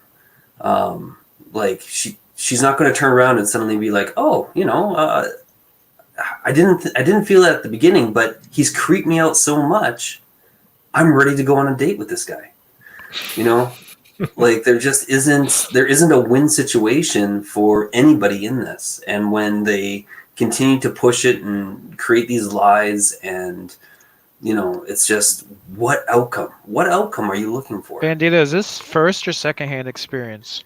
I had, first-hand experience, and if that guy ever finds me again, I'm just going to have to, call the cops. See, that's what I was worried about. So what have we got here? We've got Matthew Reese, who's saying he's kind of shifting the blame back onto Peter, saying, you could have just nipped this in the bud by, putting all this, what I would assume is pretty, sensitive information, like your police reports and whatever, out onto the internet to just prove. That sounds like a great idea. Yeah, to just prove this accusation that someone has leveled at you with no evidence. And it's a serious accusation as well, to say that you faked a swatting and, had this. There was a massive thing at the time, if anyone was around and remembers that. So, and Peter's like, yes, Cummings hasn't called them. So Cummings hasn't gone through and, on what he said he would do and investigated this. But and he points out, why should I disclose personal and private info on a public forum and rehash the trauma for the amusement of an internet troll? Exactly. It's just, I just want to know, why is this happening to Peter? over Well- and over again. Why? What is their hard on for this guy? Ethan has shown that he's somewhat immune to it now. I mean, like they've gone after this guy so many times, and you look at someone like Wanger or John, or you just kind of keep going down the list until you find someone that can be potentially victimized. And that's kind of the thing about CG is that these, CG is not victims. It's not made up of people who allow for the mainstream outside anti-CG anybody to victimize them. Something happens, they respond to it, they deal with it, they push back on it, or they continue to just move forward without it. And when you can only go against that brick wall so many times before you shift your attention and you try to find a weak spot. And maybe they thought Maiden Hell thinks it might be because people mistake kindness for weakness. Yeah. Like if Peter's proven anything over the last couple of years, he's anything but weak. He is stood there in front of the storm, and he's still standing and flying that flag high. Kellaway reckons, it might be illegal to put police reports online. Well, it certainly wouldn't be advisable, and that's what Adam Post is saying underneath. He's like, if you ask, like I'm sure they're going to tell you not to discuss your, private, police reports and informations out in the public like that for any reason. It's just, and especially so bizarre because they're the ones who make the accusation, and then they're like, well, why don't? It's kind of like they're loading the whole thing. And then you've got to kind of prove that it's ridiculous. That's not how you feel like you want to post that GIF. That's not how this works. That's not how any of this works. This is just Michael, without involving your wife, prove to me that you don't beat her. Exactly. It's exactly that. Like, and then it gets around. Someone asked Michael and about him beating his wife, and he didn't produce her, and then now it's a whole meme thing that goes along, and now they want to pretend like I'm the jerk and I'm perpetuating this because I haven't brought her in here to tell you. No, it's all right. He doesn't beat me. Even then, it becomes he made her say that. Yeah, they need a sworn statement from her psychologist. They don't want to hear it from her. That's right. Yeah. It never ends. It's a never-ending goalpost shifting too. You're all wife beaters, as far as I'm concerned. I can't because I don't. If I was beating her, you'd hear her in the chat. She'd be telling you to come help her. But I think your daughter would probably turn you over if you started manhandling your wife. No, my daughter would put me in a chokehold. She's jumped on my back sometimes and just slipped it in there because she's really good at that chokehold. She's won a lot of matches with a choke. Can I? Yep. Callaway asked a question. So yep. Callaway, the story of Cummings is pretty deep lore for Comicsgate, but he was part of the guys that were here on YouTube along with Zach and some other people back then. I think what was that other guy's name? Chevron, something like that. Anyways, so these were guys who were calling out the industry and all the SJW nonsense for a while. They were just critics, and then this next wave came in of creators and people with projects who actually said, "Okay, let's produce an alternative." And those guys kind of got left by the wayside, and that's where the rift happened. There is a pretty famous Poland. Sorry, just to butt in. Yeah. It was let's be honest here. It was Zach who came in and kind of blew up. So they'd been doing it for a while, and then Zach just comes in out of nowhere and blows up. So there's that kind of situation floating around as well. Sorry, go on. I don't think Zach caters the same amount of personal animus that EVS does. So. He did, but he ignored it. At least from these guys. Ethan entertains it. Yeah. I haven't seen Cummings talk about Zach near as much as he talks about Ethan. But on the Cyberfrog stream on the first campaign, when it hit 400,000, everyone was celebrating. I remember I was watching it from work while I was counting cash that night when I still worked in retail. And you could just see Cummings turn in his chair and start playing his Super Nintendo or something. Mm-hmm. I think that's why it kind of dawned on him that this was a coming of a new age of Comicsgate, and he was going to get left behind. So hasn't been the same ever since then, as a casual observer. Yes, and in short, jealousy. Calloway. Yep. It certainly looks like that. He'll probably say no. He'll probably say it wasn't that. It was some other reason. But just as an observer, it certainly looks like that. Literally the day before, Ethan was on a stream with Captain Cummings, or maybe it was even that stream, and it was just earlier. And he was being effusive with his love for Captain Cummings because Ethan was drunk and he was saying, you know, I love Captain Cummings. Drunk. I've been watching Captain Cummings for a year now and I love his videos. He's just such a great guy. And it was really like, that's how weird it was. So certainly it looked that way. You're like, okay. And Cummings at that point hadn't, as far as I know, shown any animosity towards Ethan at all. He'd been promoting Cyberfrog. I was subscribed to Cummings at that time, and yeah, I was listening to him, and he was promoting all this stuff. And then, literally on a dime, and it happened when he had that big explosion with his book. It was Ethan's a fake, Ethan's a scammer. Comicsgate it's dead because it's just about a cult of Ethan, and it all just turned. It was very bizarre to watch, and we were all kind of left there with whiplash going, what the hell has just happened? Yep. Yeah, I wasn't around during that time. I kind of came in when Doug started becoming a problem. So he was still moderately attached to CG, and then he went up onto that panel, and that's the era that I came in. And I've only ever seen the replays. But from what I could see, like, Captain Cummings always seemed like he was just ready to turn. Every single video that I've seen of this guy, I'm just like, this guy has no allegiance to anybody. I'm not quite sure. Well, yeah, maybe that. I mean, it's.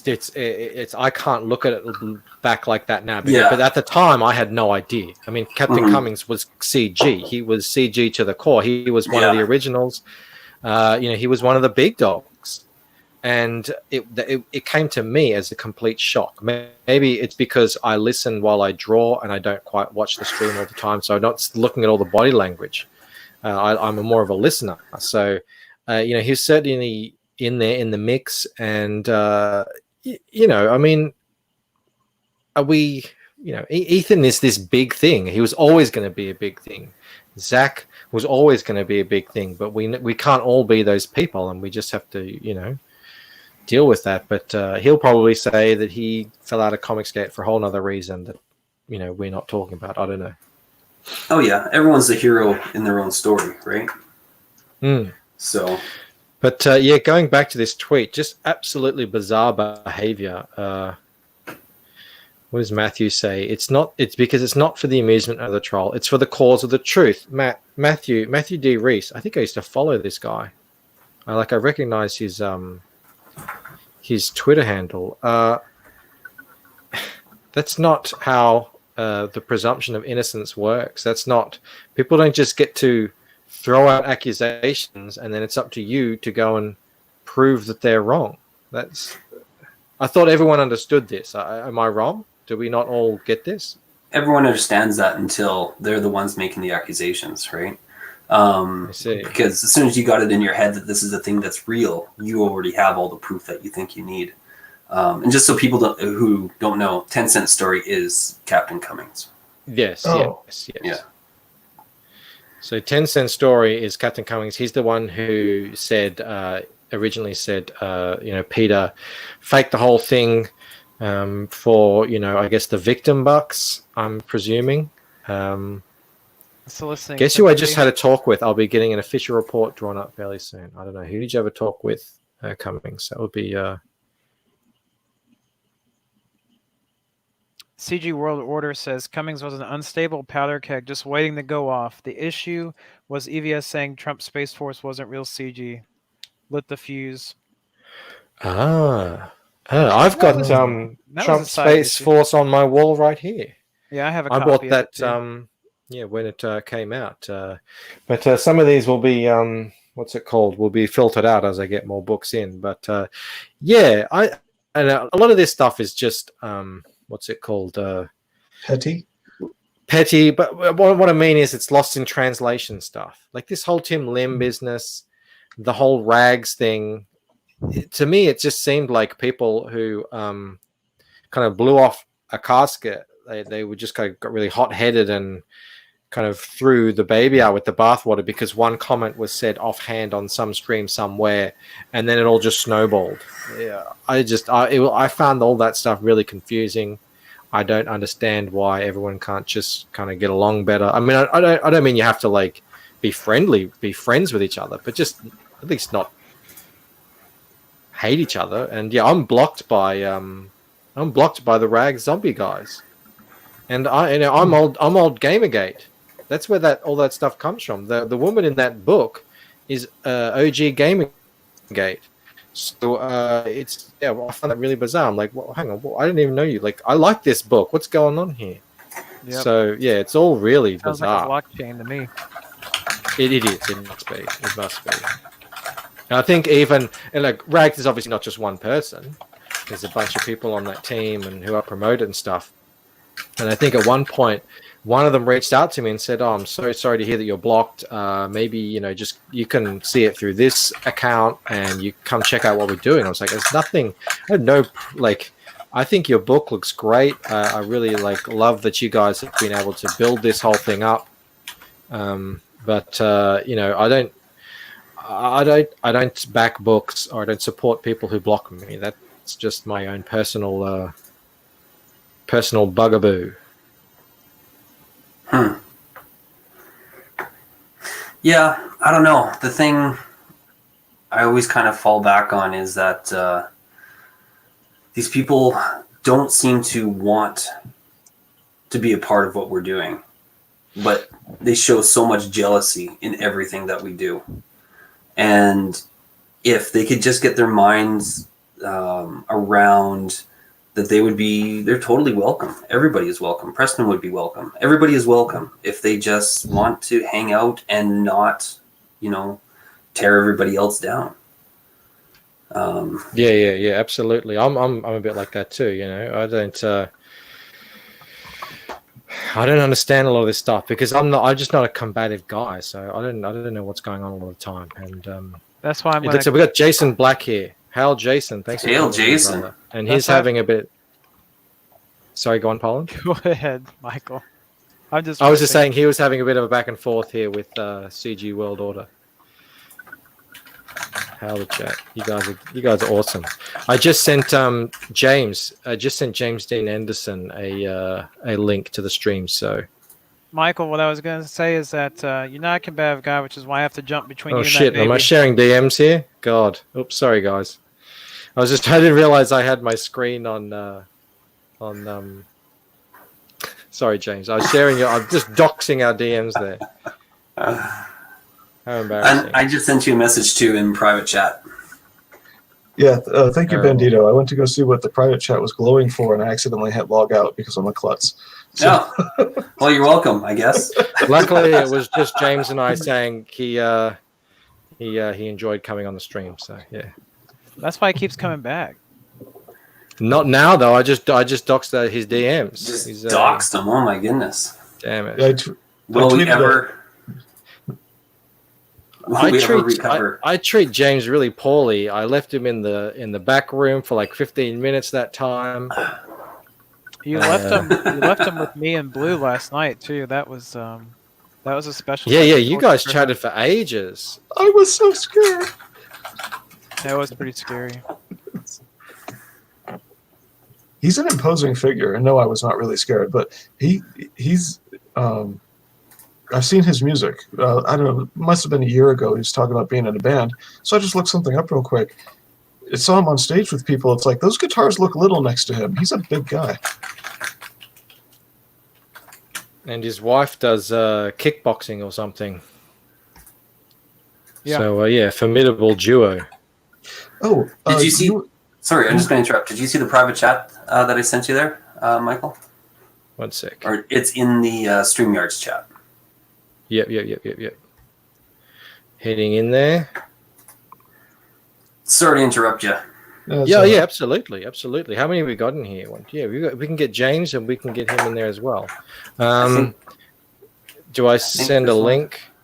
I don't know. I think I just sent it to him. If is it just the address? or like the... No. It's this link. Okay. It's this link here. I'll put it in the private chat, and then you can pass that on to him. Oh yeah, that's the one I gave him. Oh, cool, JDA. cool. JDA is here. Okay, hey, I want to roll back a bit. EVS had no idea at the time that it was Tim's book. Now, I didn't know when I heard this later. I didn't know about that aspect of it, but which I've talked about extending a little understanding. That goes with when you hear something secondhand, somebody's paraphrasing something, and we hold so many things in a tight fist as information and not being correctable. We really need to be a little more correctable, a little more humble. But when EVS said, he was directly asked about the book that Tim wrote. What was it? Space Force. He was directly asked, Space Force. Yeah, and he was directly asked if that was Comicsgate, and he said no because it leans towards what's too political. And but it is a parody. I've read it, and it's I think he had a wrong impression of the book in terms of, was it messaging as opposed to satire that makes fun of everything. Go full screen with that. Oh, I was just about to put it away. 1 sec. No, you're not allowed. There you go. Keep going. Yeah. Oh, I'm sorry. And so there's like three layers of misunderstanding there, and he didn't mean to boot Tim out, or as far as I remember what was being said, or anything like that. It was just his impression of it at a distance, not fully informed, was that it was political, and not in the satire way, but more in the it would have a message to it, which he thought did not fit with Comicsgate. And what was funny at the time is people forgot that you're allowed to disagree with EVS. Yeah, Exactly. I did. I told him at the time. Yeah, I think this is Comicsgate at the time. If they want to be Comicsgate, absolutely it is. I said, that you can do political books if you want to. It's not doesn't go against the core values. As long as you're open about what you're doing, this is my stance on it. As long as you're not tricking people into buying a book, thinking they're buying a story, but it's actually propaganda. I think that's perfectly fine.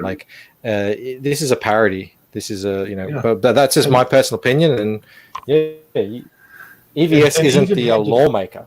Even-handed satire and parody. I read the My Hero Academia takeoff where they made fun of everything. And sure, Trump's a superhero in it, but whatever. It actually shows a little bit of foolishness in it too, a little bit of arrogance. And so it's kind of even-handed satire and parody really isn't political messaging. It just rips on everybody in different ways. For sure. Before you get too far, though, hail James Dean and well met Zevius. Great to have you guys here. Hello? Thanks for coming, guys. Is that how you pronounce it? I've never actually said it out loud. Me. I'm Zevius, and Zevius. good to be here. Yeah, great to have you here. James Dean Anderson. We've crossed paths a couple times. Good to see you on stream. How are you guys? Hail Zevius. Hail JDA, the benevolent JDA of Comicsgate. The non-Malin. The non-Malin? The not Malin. Non-Malin. He's got to pull his thing down a little bit, and then he's not mailing. The not mailing. Yeah. And then squint your eyes a bit. Squint your eyes at the screen. Now you have to say, yeah. Yeah. Now you got to be Bia. Bia only, bitches. Yeah. Oh, sorry. Yeah, I know you got kids listening. Sorry, Michael. Grab and It's roll. all right. It's all right. They're used to it by now. Okay, so I They want know to what the dirty words are. So who in Comicsgate or even comics or whatever we all are does not have a beard at this point? I'd like to know. So I've got a big fucking beard. I just shaved mine down. Wanger, does he have a beard? Wanger? Oh, does he? I don't know. No, he's growing out the skullet. Clean shaven. Yeah. Yeah, Winger's growing out the skullet. Adam Post, he looks pretty clean shaven, I think, isn't he? Yeah, he is. Good point. Yep. He had They're an out there. awesome They're fro rare. mullet going in the early 90s.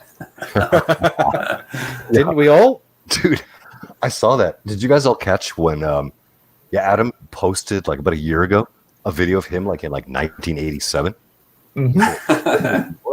It's I'd hilarious. like to see that. I would like to see that. I didn't catch it. I have no idea where to find it, but it was funny. So Xavius, what's up? You're new to this show. I know your avatar. I've seen you around, but I don't know too much about you. So How are you, man? How are you? What's going on? I'm good. I mean, I'm probably on about a half dozen projects right now. He is so busy. This guy is the poster child for workaholic. Yes, workaholic, alcoholic, sleep deprived. Hell. But yeah, I'm good. You know, I don't, in my personal, in my purview, there's no stimulus checks, there's no whatever. I'm just trying to hustle business. I see some people in the chat here I'm working with. I've got a book coming out in maybe a week, give or take. Oh, really? And it's going to be good. And I'm not here to hustle tonight, but I'm helping people on a bunch of different things. What's it Will called? they say the name? Okay, so next week's book is going to be Sins of the Fae. That's with Hosanne Art on Twitter, and Buddy Lord, the writer. Nice. It's about 8 years in the works. I've been on it for about 6 months, and I think you guys have seen the art around. I'll put some out again, in the morning. I do it every day. It looks good. It's going to be good. Picked up 2 new gigs just today. Some design stuff, some whatever.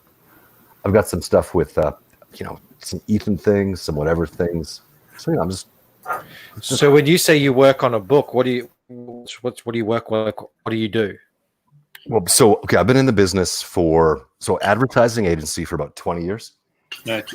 Just so everyone knows, this is like a pro. This guy, he's like drawing us in slowly, getting us used to. He's like, I'm not here to sell my stuff. I'm just going to drop a little bit here and a little bit there, and before long, it's the Xevious show.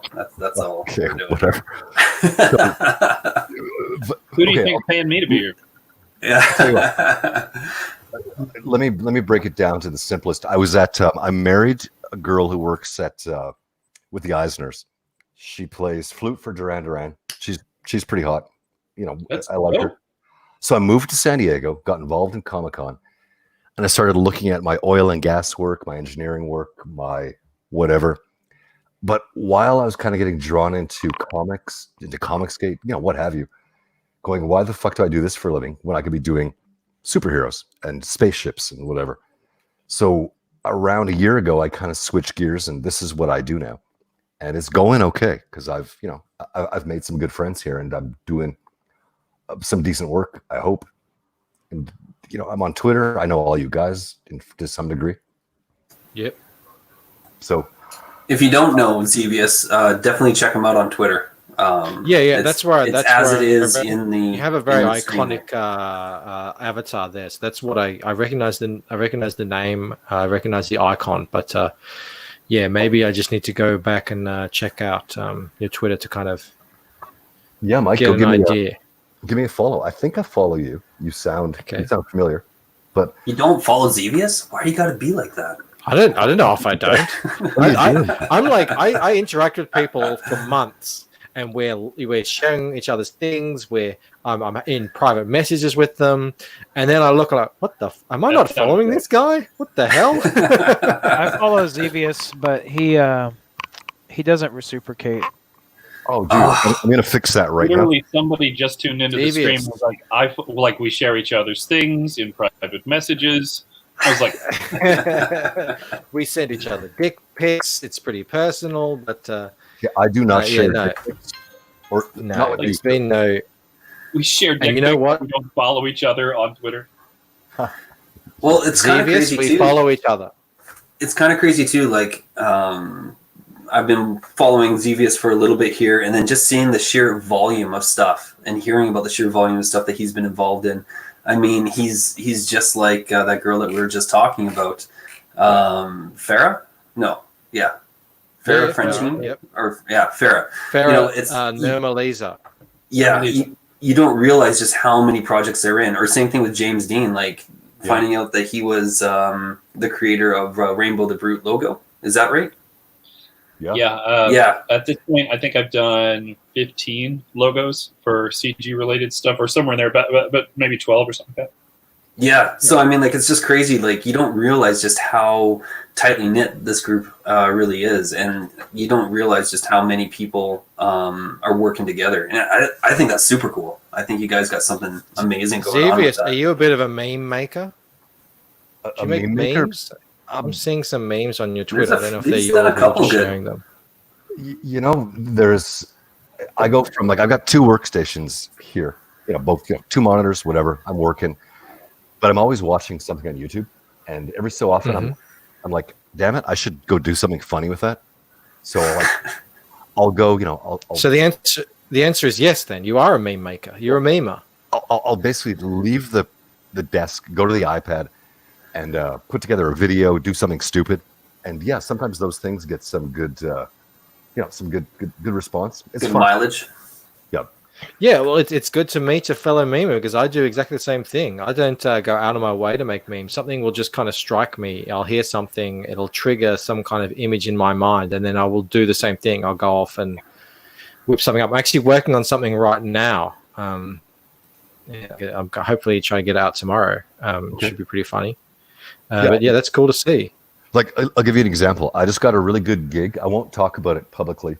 Somebody in the chat, somebody who we all know, with a cool thing, and we're launching there's a book coming, and I was not struggling with it, but working. I was working my ass off, but I was listening to that Drunk 3PO with Barbie stream, and I thought, I'm gonna make Ryan Kinel a Barbie. So I did a jib jab, captured it, captioned it, put it up. It took me 10 minutes, but it got my head back on straight again. That's good for the creative process. It's crazy how sometimes it's the small thing that you'll do in a day, the thing that doesn't pay you anything, that actually centers you so that you can kind of go through the grind of everything else that does put food on the table. But when you're creative, the biggest problem with what they don't tell you about being, quote unquote, being really creative is that you will be creative, but then as soon as you can already see it in your head, once you get to the point where you can visually see everything and you started to sketch it out and you go like, no, I can already see how this is going to finish and I'm good to go. There's no more guessing. Once the guessing's gone, then there's no more discovery for you. So then it suddenly becomes the labor of now I got to trudge through it. So you have to find those things that keep you basically just going, got to get it done. Something cool, got to get it done. And one of the things that I found is like when I go on streams like this, I'll just do sketches for people. So right now I'm popping something off for Eric Weather's campaign. Nice. Yeah, we were just talking about that, James. Nice. So good. Oh yeah. By the way, if I could, I think I've got a good story here about distractions and how they're good for you. I worked, I'm working 16 hours a day. Jeez. I think it was Sunday night. Like a real man. That's what men do. That's right, like lumberjacks and stuff up in Canada. Yeah. And so I watched the newest Star Wars, right, Disney Plus. It bugged me. So I was scraping Google. You're talking about Rise of Skywalker here. Yes. Why are you watching that? I don't know, man. I watched All right, it as well. I did. We'll My pass it buddy over took for me the to the story. Let's movies get to to the see story. Okay, so here's my story. So I scraped around up in Canada. There's a little town called is it Lethbridge, and you guys probably everybody on Earth saw the girl. I'm from Lethbridge. That's my hometown. It's awesome. Yeah. Okay, so they knocked the girl down. She had the bloody nose, whatever. It went around the world. That was me who leaked that, and I've had 1.7 million likes on that now. William Shatner retweeted me. He talked to me.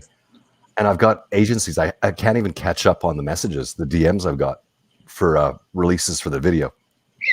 So there you go. Isn't that crazy? Dude, it is crazy. I don't know if you know, but I make little animations of, say, like EVS and Cecil and other things just kind of that I put out there on Twitter and YouTube.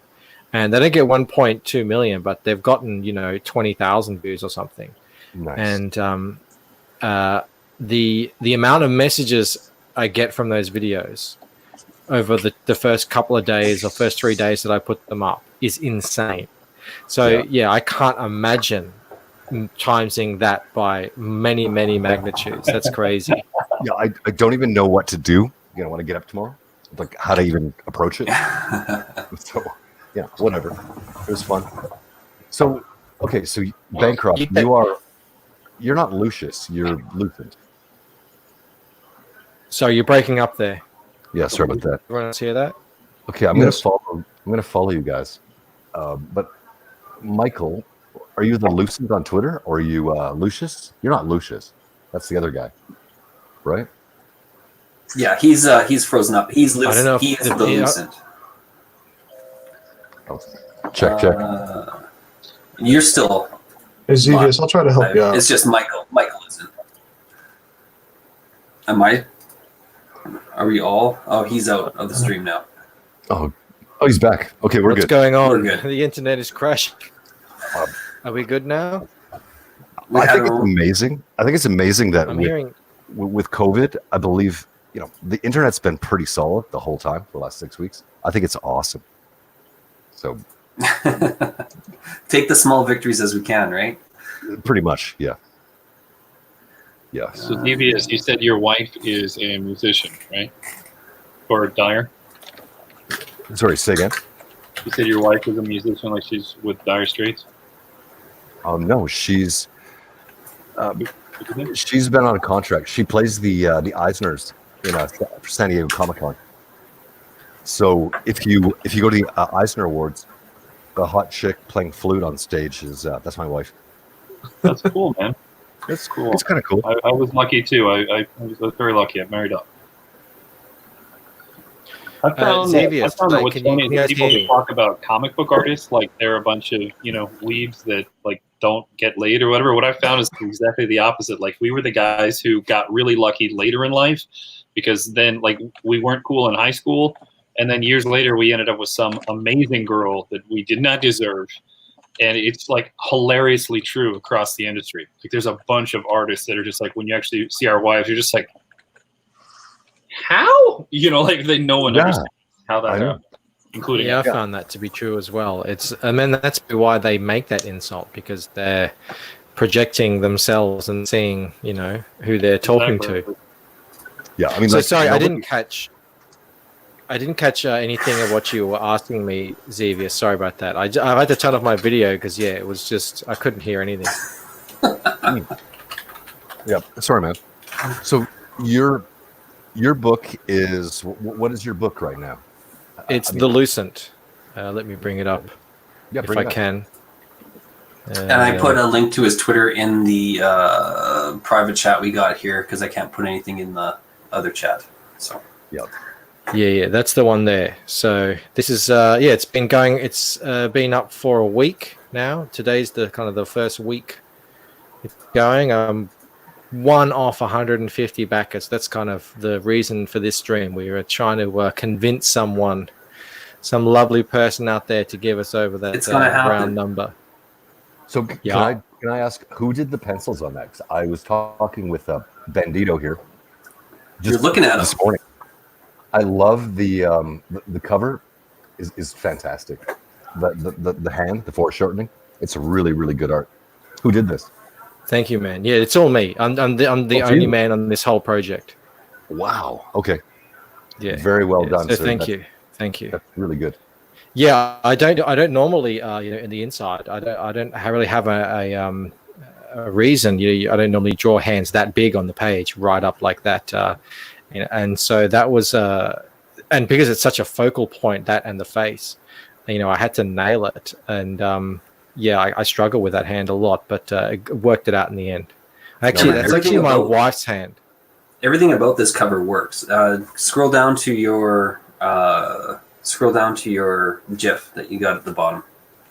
Yep. You gotta pimp. You gotta pimp this out, Michael. I'm a giffer. You're a jiffer.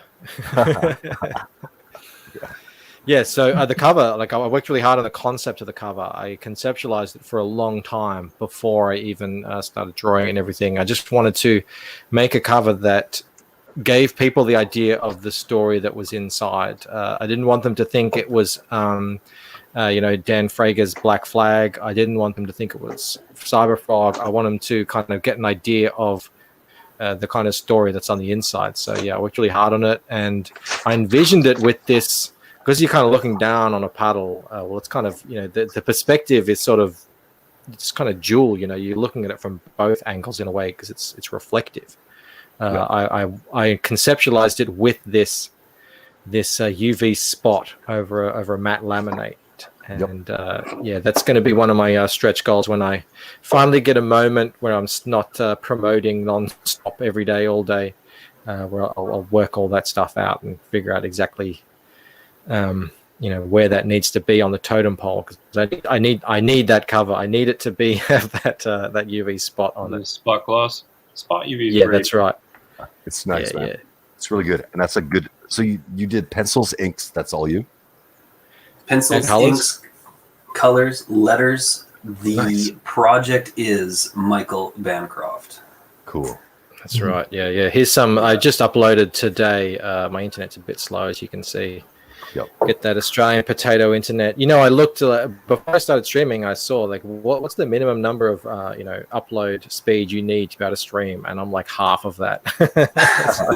I'm just like so that's a bit. This is a work in progress. Go to that page. Hold on. First, go to that page with Yep. the Roman Centurion, Up. and then you can come back there to it this and talk about this piece of work that you just put up. Yeah. So I've got the Lucent has 3 storylines that run parallel with each other. Mhm. The first one starts 6,000 years ago. The second one starts 2,000 years ago, and then there's a current day timeline. And so this, we're looking at the one, obviously it's 2,000. We've got the Romans in there. We've got this dude just kind of like doing he's getting all jacked with all the fire and everything, and explosion. And this is these things with all these effects, they're always really fun to do, even if they're a Something bit occurs difficult. to me that might make things easier for you as far Yep. as being affordable. You've got friends like Poland that's over here in the U.S. If you have a bunch of U.S. backers, just ship him or ship someone a lot, like an allotment of the books that are going to go to those backers, and then have them shipped from here to everyone else. That way you have the international shipping of a case, but you don't get hit on international shipping on a bunch of others. And you have somebody there, because the U.S. versus like us going foreign markets, the U.S. there tend to be more backers of a lot of that kind of stuff. And so sometimes with comics, with American style comics, you get a lot of American buyers. You might be actually able to save yourself quite a bit of shipping, so that you can add in some cool perks or some other fun stuff for people just by having somebody from the U.S. ship them out. Well, yeah, it's funny you should mention that, because we've been in we have like a Aussie group here on Twitter, and that's been the topic of conversation all day long. It's definitely something that hopefully someone can figure out in the future. There's all kinds of issues with it. Michael, I would absolutely do that for you, by the way.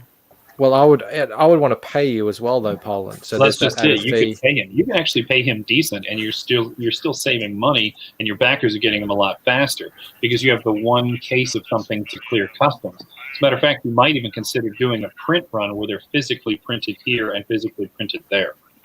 Yeah. People, this is sort of exactly the stuff that we're talking about, kind of behind the scenes right now, because That's dope, dude. Good idea.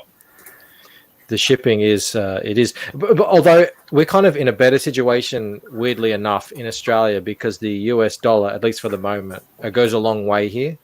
Yeah. So it doesn't have wait to a be week. too expensive for you guys. Yeah, I know. That's the risk. That's exactly right. That's the risk, that if the US dollar tanks significantly, then it can really hurt my bottom line. But It's really funny that, not to go political, but it's really funny that they give Trump so much hell about the economy when it's like he lost 30. There's 20 million people in April that lost jobs, just in April. About 30 million, 33 million people lost jobs in the United States, which is basically all of Australia just suddenly not working. And yet that guy's stock market, I want to say the stock market is now, it's actually only down to where it was when he took over the presidency, which is like, I don't know how we're not Black Friday awful right now. Yeah. who knows? I don't understand the how all that stuff works. It just But it's holding. I mean, like I'm telling you, it's holding, which is cool. It's good. It's good because the world economy is backed on the U.S. dollar, and if the U.S. dollar tanks, they forget how many other countries that were already hurting are just like, oh, come on, and then they just, yeah. It's messed up. It's like Venezuela. I think they backed their money on oil, and then when the Saudis got on the war with the U.S., just killed Venezuela. Wasn't that why the Gulf War was over? That people were trying to trade in oil, not in US dollars. Wasn't that part of it? Part of it. It might have been part of it. I actually I just- don't think that was as much of it, because if it was, we would have taken the oil. And the U.S. didn't. It was weird. It's like they went over there and they could have just taken the oil. That's not what they did. They did, however, take back a lot of people don't know is that we took back a lot of bars of gold. We took back a lot of gold that we had paid them, and like physical gold. They So we're made talking movies about that, didn't they? Soldiers standing inside. It's not me just like bullshitting about this. Like literally, I would see pictures of soldiers standing inside shipping containers full of gold, like Scrooge McDuck standing on top of a bar. It's really creepy. You're just like, Yep. that's all the dollars. Yes, so this here is some of my line art. This is a work in progress. This isn't finished. Just kind of put it up there because I wanted to get a stretch goal up there. But this is going to be full color. I just wanted to this is like my line work before it gets colored. Nice. Yeah, so it's gonna be a That's cool glossy cool. print. Yeah, so that's my book. And it's Sounds going really good. crazy well. So I got to ask you a question. I hope it's a smart one. You do full blacks like an inker, but you're the colorist too. So you go back in and you do holds on it yourself as well. I don't do many holds. So, like No, I don't know. I just I'll tell you what I do is as I ink the colors as well. I kind of ink with the colors in mind. Okay. So I might not do as much as say like I look at a guy like Kane and White. There's so much going on Yep. in his work. There's so many different things in there that I don't know if I understand completely. This is my first ever book. You know, I'm kind of just pretty much self-taught. Yep. So I just kind of look at things that I think look cool and will work with the story that I want to tell, and I'll just do that. But I noticed like Ethan as well as another guy, like they're doing things in their inks that I don't really understand well enough to kind of try and replicate that. Odie is another guy who does really interesting things. That's the guy on Xenotype. Yeah, exactly. So look, basically, I just draw it. I have the colors in mind as I'm laying down the inks, and I was like, okay, so I can leave this area like this because I'm going to have this here, and So my inks don't really always, especially on the interiors, don't always stand up on their own in the way that others do because they have more of a traditional system with how they handle it all. If that makes any sense. I hope that does. Kind of. I mean, to me, it's very instinctive. And I mean, it is very instinctive. Yeah. That's, I mean, I did this, in school for 4 years. I got a degree in this for what that's worth. And I don't think that's worth a ton, frankly, but it does. If nothing else, you meet a lot of people to help you out as you go forward. But like what you've done here on your cover, like, did you black those in and then do holds, or did you rough them in as linears? I can't even tell. Actually, I like it. Look, basically, all I did is I do it all in ink first. Like I sketch it out and then just lay down the inks. They're just black, just pure black, and then I'm just putting the colors underneath the blacks. The blacks kind of sit on top of it.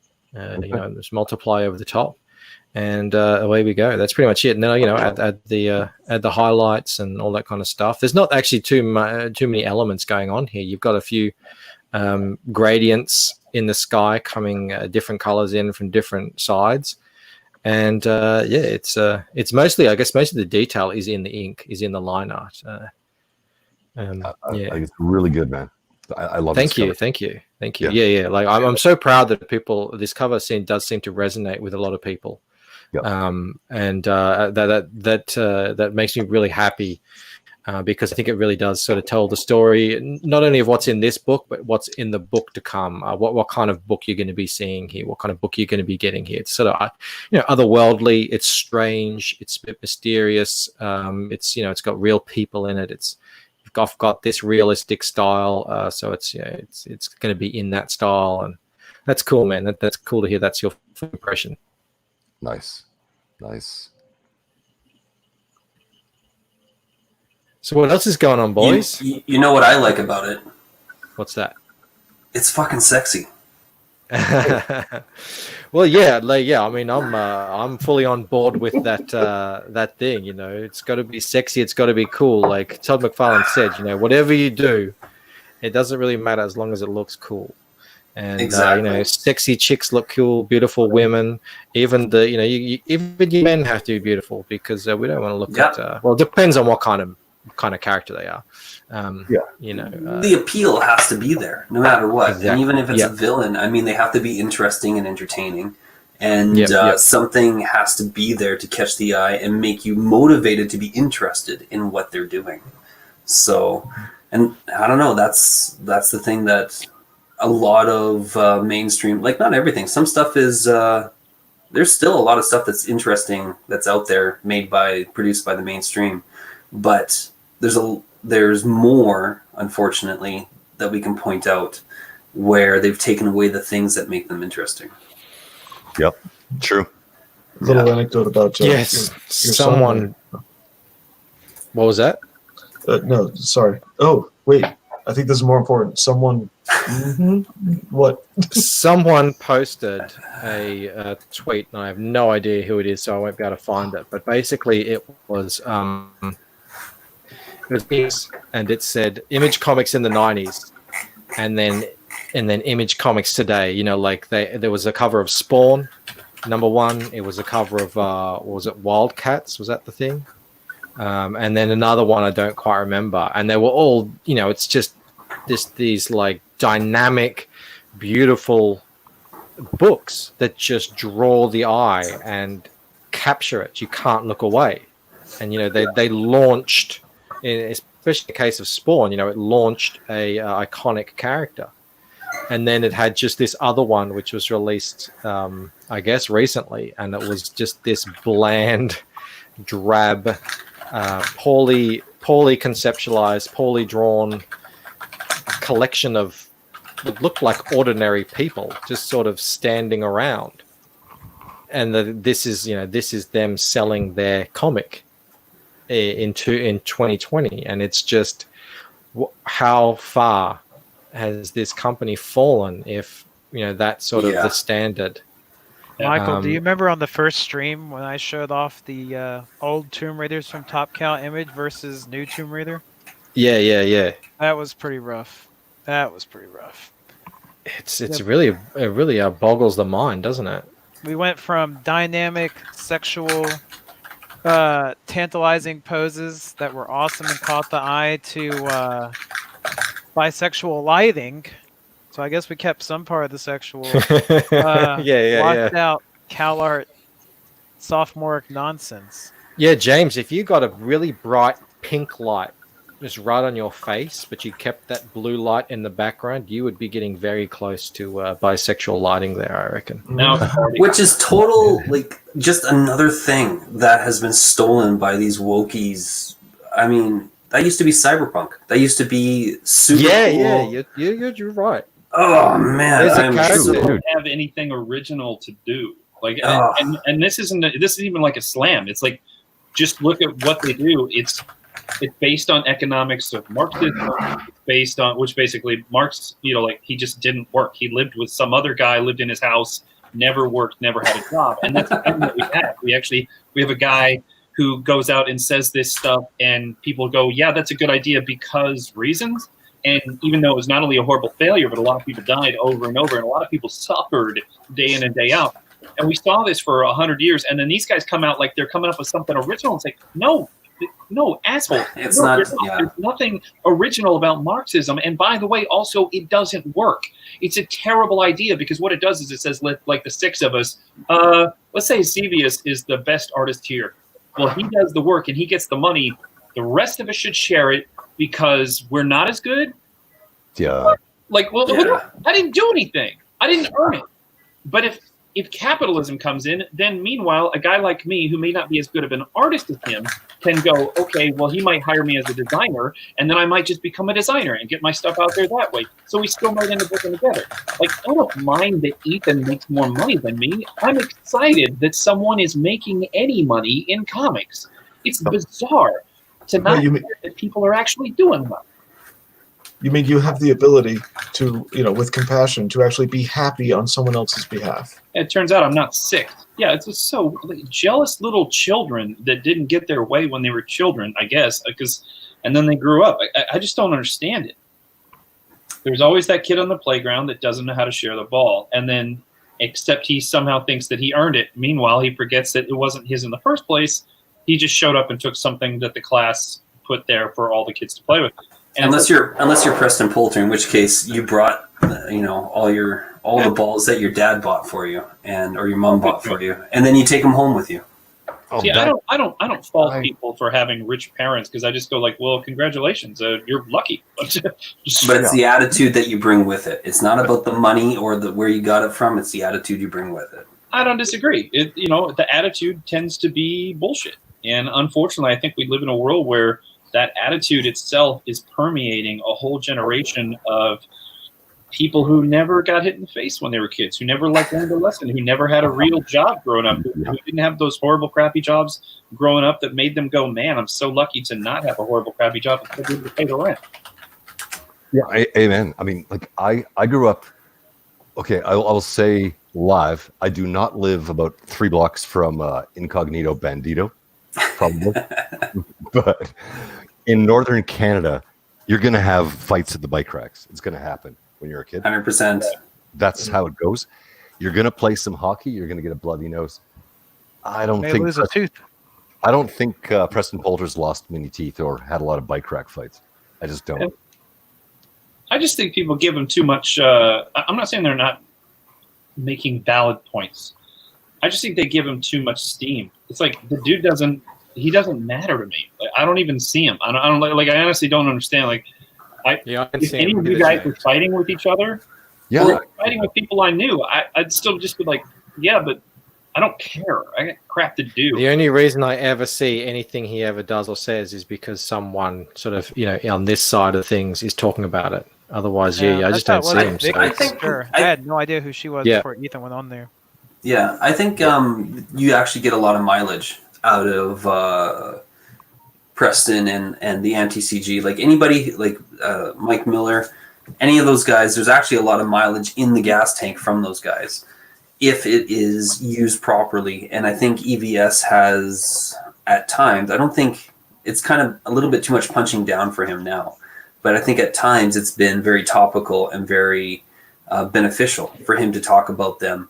And I think as far as with Vicky is concerned, he had to address that, even though, you guys might not have been aware of it. Vicky was bringing up points where people, like potential fans, would look at that and be like, I can't believe this is happening.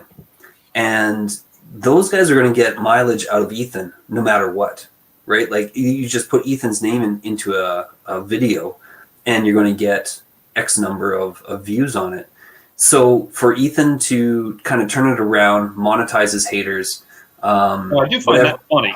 I find that whatever mileage you can get out of it. Donald Trump.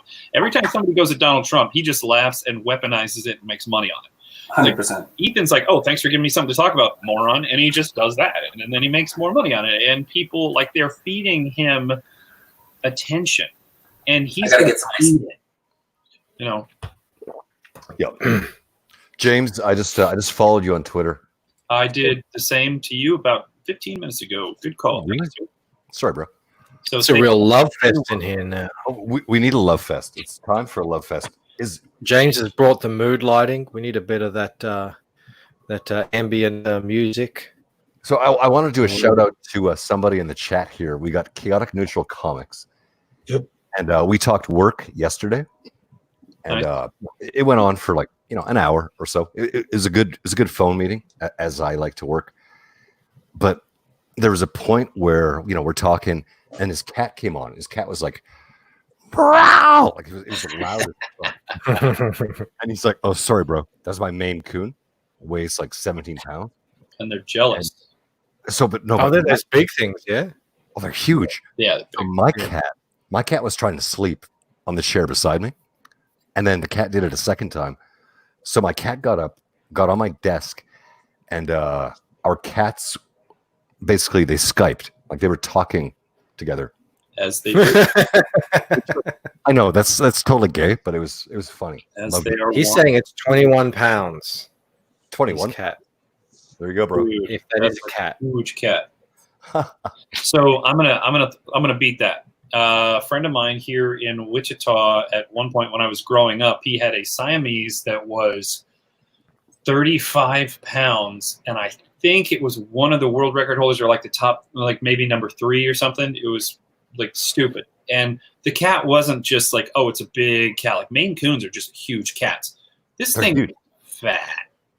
It was horrifyingly obese. You're like, dude, that cat is diabetes. What's that furry beanbag in the corner? Oh, that's just my cat. Yeah. I totally believe you, except aren't Siamese like the tiny, skinny? Yeah, that's what I normally think. No. Apparently, if you feed them small children, they get quite large. It's really terrifying. We were talking about that on Liam's Makes no stream. sense. What? Nice. Welcome back. And keep in mind, a 12-pound cat is a decent-sized house cat that will mess you up. Oh, 12 pound Even- cat. Wolf. Even small cats can mess you up. We're feeding small children to 12-pound cats. What? Okay. A friend of mine growing up, and I use friend very loosely. He was kind of the Preston Poulter of my childhood. We're feeding Preston Poulter to a 12-pound cat. Stop it. Now I understand. I'm trying to catch up. I'm working really hard at this. Yeah, growing up, he had a very, very big. Like, it was just stupid. And I remember seeing the cat. I'm like, why is that cat so big? And he's like, dude. And then he starts bragging. He's like, that cat, we weighed it in at 35. Like, it was a big deal. Like, it was measured in at 35 pounds. And I'm just saying to him, like, so it's a dog? You know, like, I didn't know. And then, like, you own an ocelot? You know, like why? Mountain lion. Yeah, is that a lynx? You know, like, why is that here? That's a lynx, and Bandito knows. In northern Canada, we've got dangerous animals roaming the streets now. Yeah, I have a pack of coyotes that frequents my cul-de-sac quite often, actually. Is that because of the lockdown, or is that just normal? No, I'm a little bit further out of the city, and they come in every month or so to chase the rabbits around and steal pets out of yards. Still pets, did you say? Oh yeah, like any dog, like, I don't know, less than 20 pounds, I would say, has been taken out of yards. There was a chow that was taken out, a young chow. I think it was like less than a year old, was taken out of a yard not too far from here. Damn, Yeah, that's crazy. And So chow I are pretty I live in the downtown of a big city, 1.4, 1.5 million people. mm-hmm. Went to buy smokes at the gas station a few nights ago, and there were rabbits everywhere. And then I saw a wolf. Ooh. A wolf. You sure it wasn't a coyote? No, you know. It could have been a husky. Dire wolf. A But dire wolf. No, it looked like a fucking dire wolf. It was big. It was a good. That's a wolf. No, That's I've seen photos of wolves out on the streets, like just on Twitter. You know, like because of the virus. You know. You can usually Hey, nature's healing. Nature is healing itself. you see their paws. Their legs are longer, and their paws are friggin' huge. Yeah. Yeah, they set like something up in your spine, up in your neck. Like, Yeah. I'm, Well, I'm from the country. I'm an old farm kid, and I mean, my dad had to shoot a cougar out our window that had climbed up into our tree because we couldn't let the dogs out. Dude, And, I grew up on a farm. So, tell us the story. Where was it? Pincher Creek, just heading into BC. It's actually just so. Some of you, if you may be familiar with the windmills on Cowley Ridge. There's I actually don't know how many of us are familiar with that. it's the fourth windiest place in the world, and I used to live on the other side of that ridge, and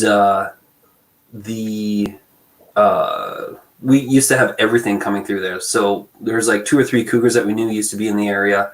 One got put up into a tree by our dogs, and we called them in. Finally, got him off of it, and but the cougar wouldn't come down. So we opened up the kitchen window, and my dad just had to shoot him out the window, and just because the cougar wouldn't leave. So, and we've had all kinds of wild animals come out.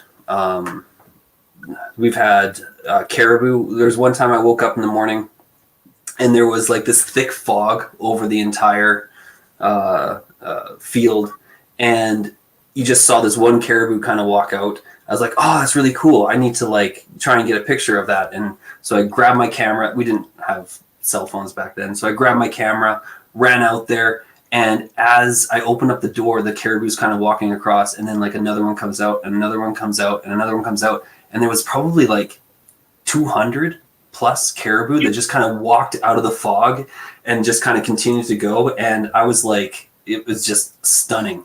But I mean, like, I don't know. And coyotes, I mean, my dogs at least 2 or 3 times a week, especially during the summer, they'd come back every night, come back covered in blood because they were chasing out coyotes that were trying to get at our chickens or something like that. So I don't know. When I look at the pack that roams the cul-de-sacs around here, I pulled up after doing a late night job, got out, and this one coyote was starting to walk up to me, and I just looked at him and I was just like, I'm scarier than you, motherfucker.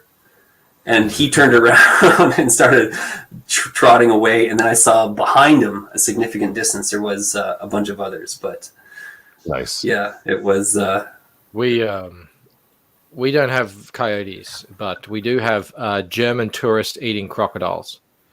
Yeah, you do. Yeah. It's something about they like the taste. They like that. Is that the tweet that I saw? bratwurst taste. No, I don't Some know. guy I mean, wrestling a crocodile? People do wrestle crocodiles. Like if you know how to do it, it's definitely Let's see if I can doable. find it. You get a bunch of guys together. You can wrestle a crocodile because there's certain ways you can hold them that it doesn't incapacitate them, but it makes it less dangerous for you. Right. So are you actually wrestling them, or are you just holding on? Is that? Well, I mean, you do have difference. they do struggle, so I guess there is an element of wrestling to it. So that's what Steve Irwin was doing for most of his career, was going out into the north and catching crocodiles, because sometimes they get out of hand, or they need to, for whatever reason, they need to catch them. And you kind of jump on their back, and someone holds their back legs, and but it's weird that they have this taste for German tourists. It seems like every time someone gets eaten by one of these things, and it happens. I wouldn't say it happens regularly. It happens more than it should, because it happens enough. People should know that this is something that can happen. If you go swimming up in the north like that, and they're around, you have a distinct chance of getting eaten. Maybe the Germans just don't believe that it can happen.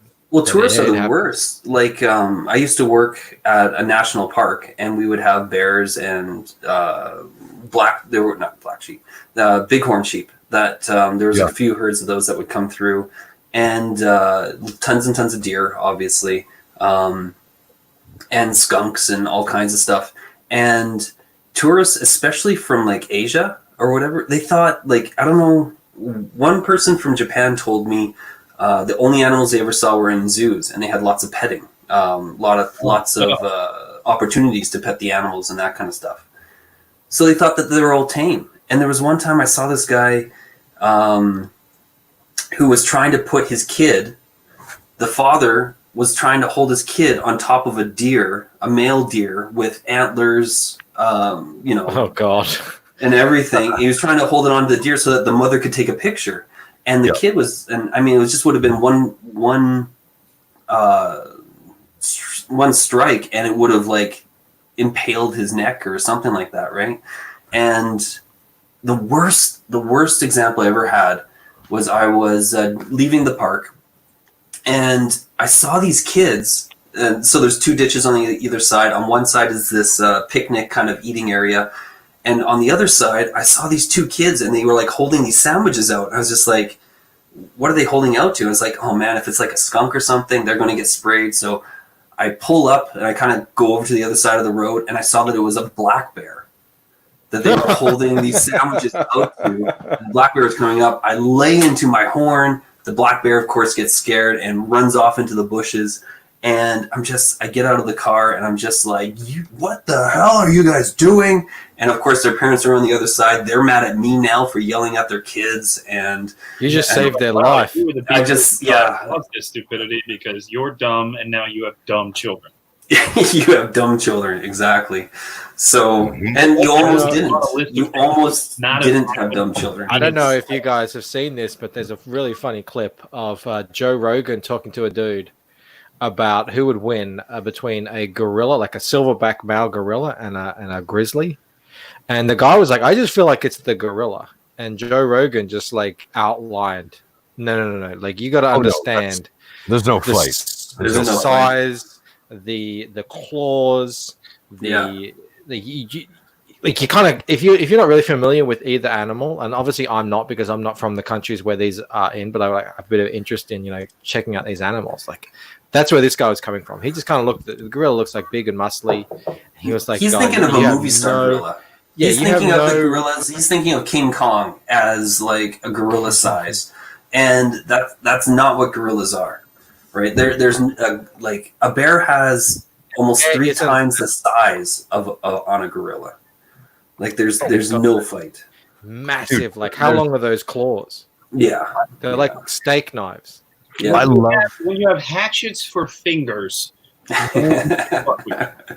and he's got that massive mouth. Hatchet hands. And on top of that, he was pointing out how the gorilla, the bear, has that massive fur. Even if the gorilla lands some punches, it's not going to matter. Like, what's the gorilla going to do? Even if he tries to bite the fur, what's he biting into? Well, just and fur. It doesn't even matter if he lands, because like the way that it's funny, because the way that a bear is built, it's actually can take a shotgun blast without it actually really hurting it, because it's kind of built like a bulletproof vest, where it takes the damage point on and it spreads it out over over a massive area, or as much area as possible. And that's how bears are naturally built. So even if it punches it, it's not taking the damage that you think it is. No. And the other thing too is that grizzlies are significantly faster than what we give them credit for. They look like they're these lumbering. You ever seen the video giants. where the guy's on the bike and the bear is chasing him while he's on a cycle, and it's actually looking at the bear and it's gaining on him? Yeah. How's that guy feeling? Okay, so the scariest video I've ever seen on Twitter was maybe 3 weeks ago. And it was a grizzly bear. It was behind a dog. You guys probably saw this. It had like millions of views. And it was a dog walking in one direction with a grizzly behind it. And the grizzly was bouncing. But the grizzly weighed probably, 1,200 pounds. And it was just leaping, 4 or 5 feet in the air, just with his own, just on its back feet. Jeez. Yeah, like, of course, in close quarters, you're done. But the thing, the mobility of this thing was like insane. And like I've been within yards of these guys. Never really thought about it, but terrifying.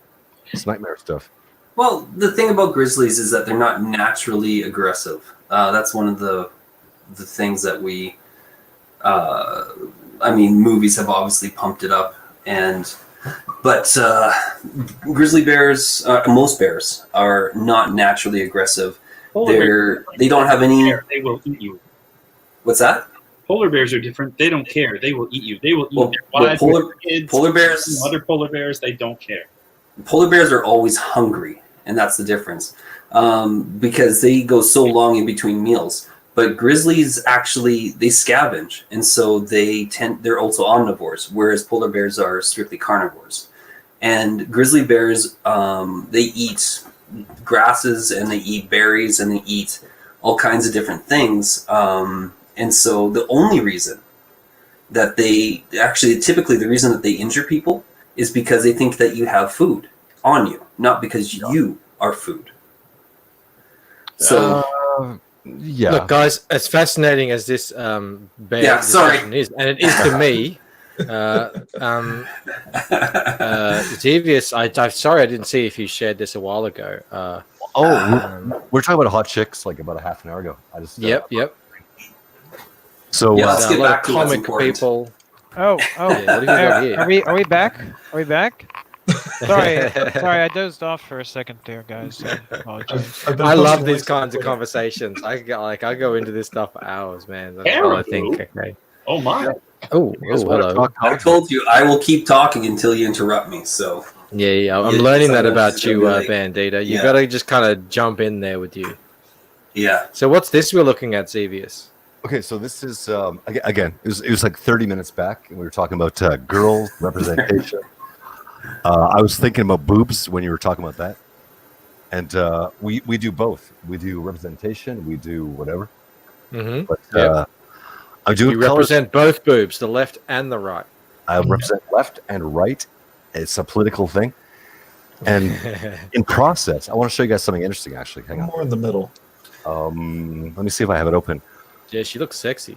So we decided that, in fact, yeah, she's sexy. Let me slow down here. The face, the eyes.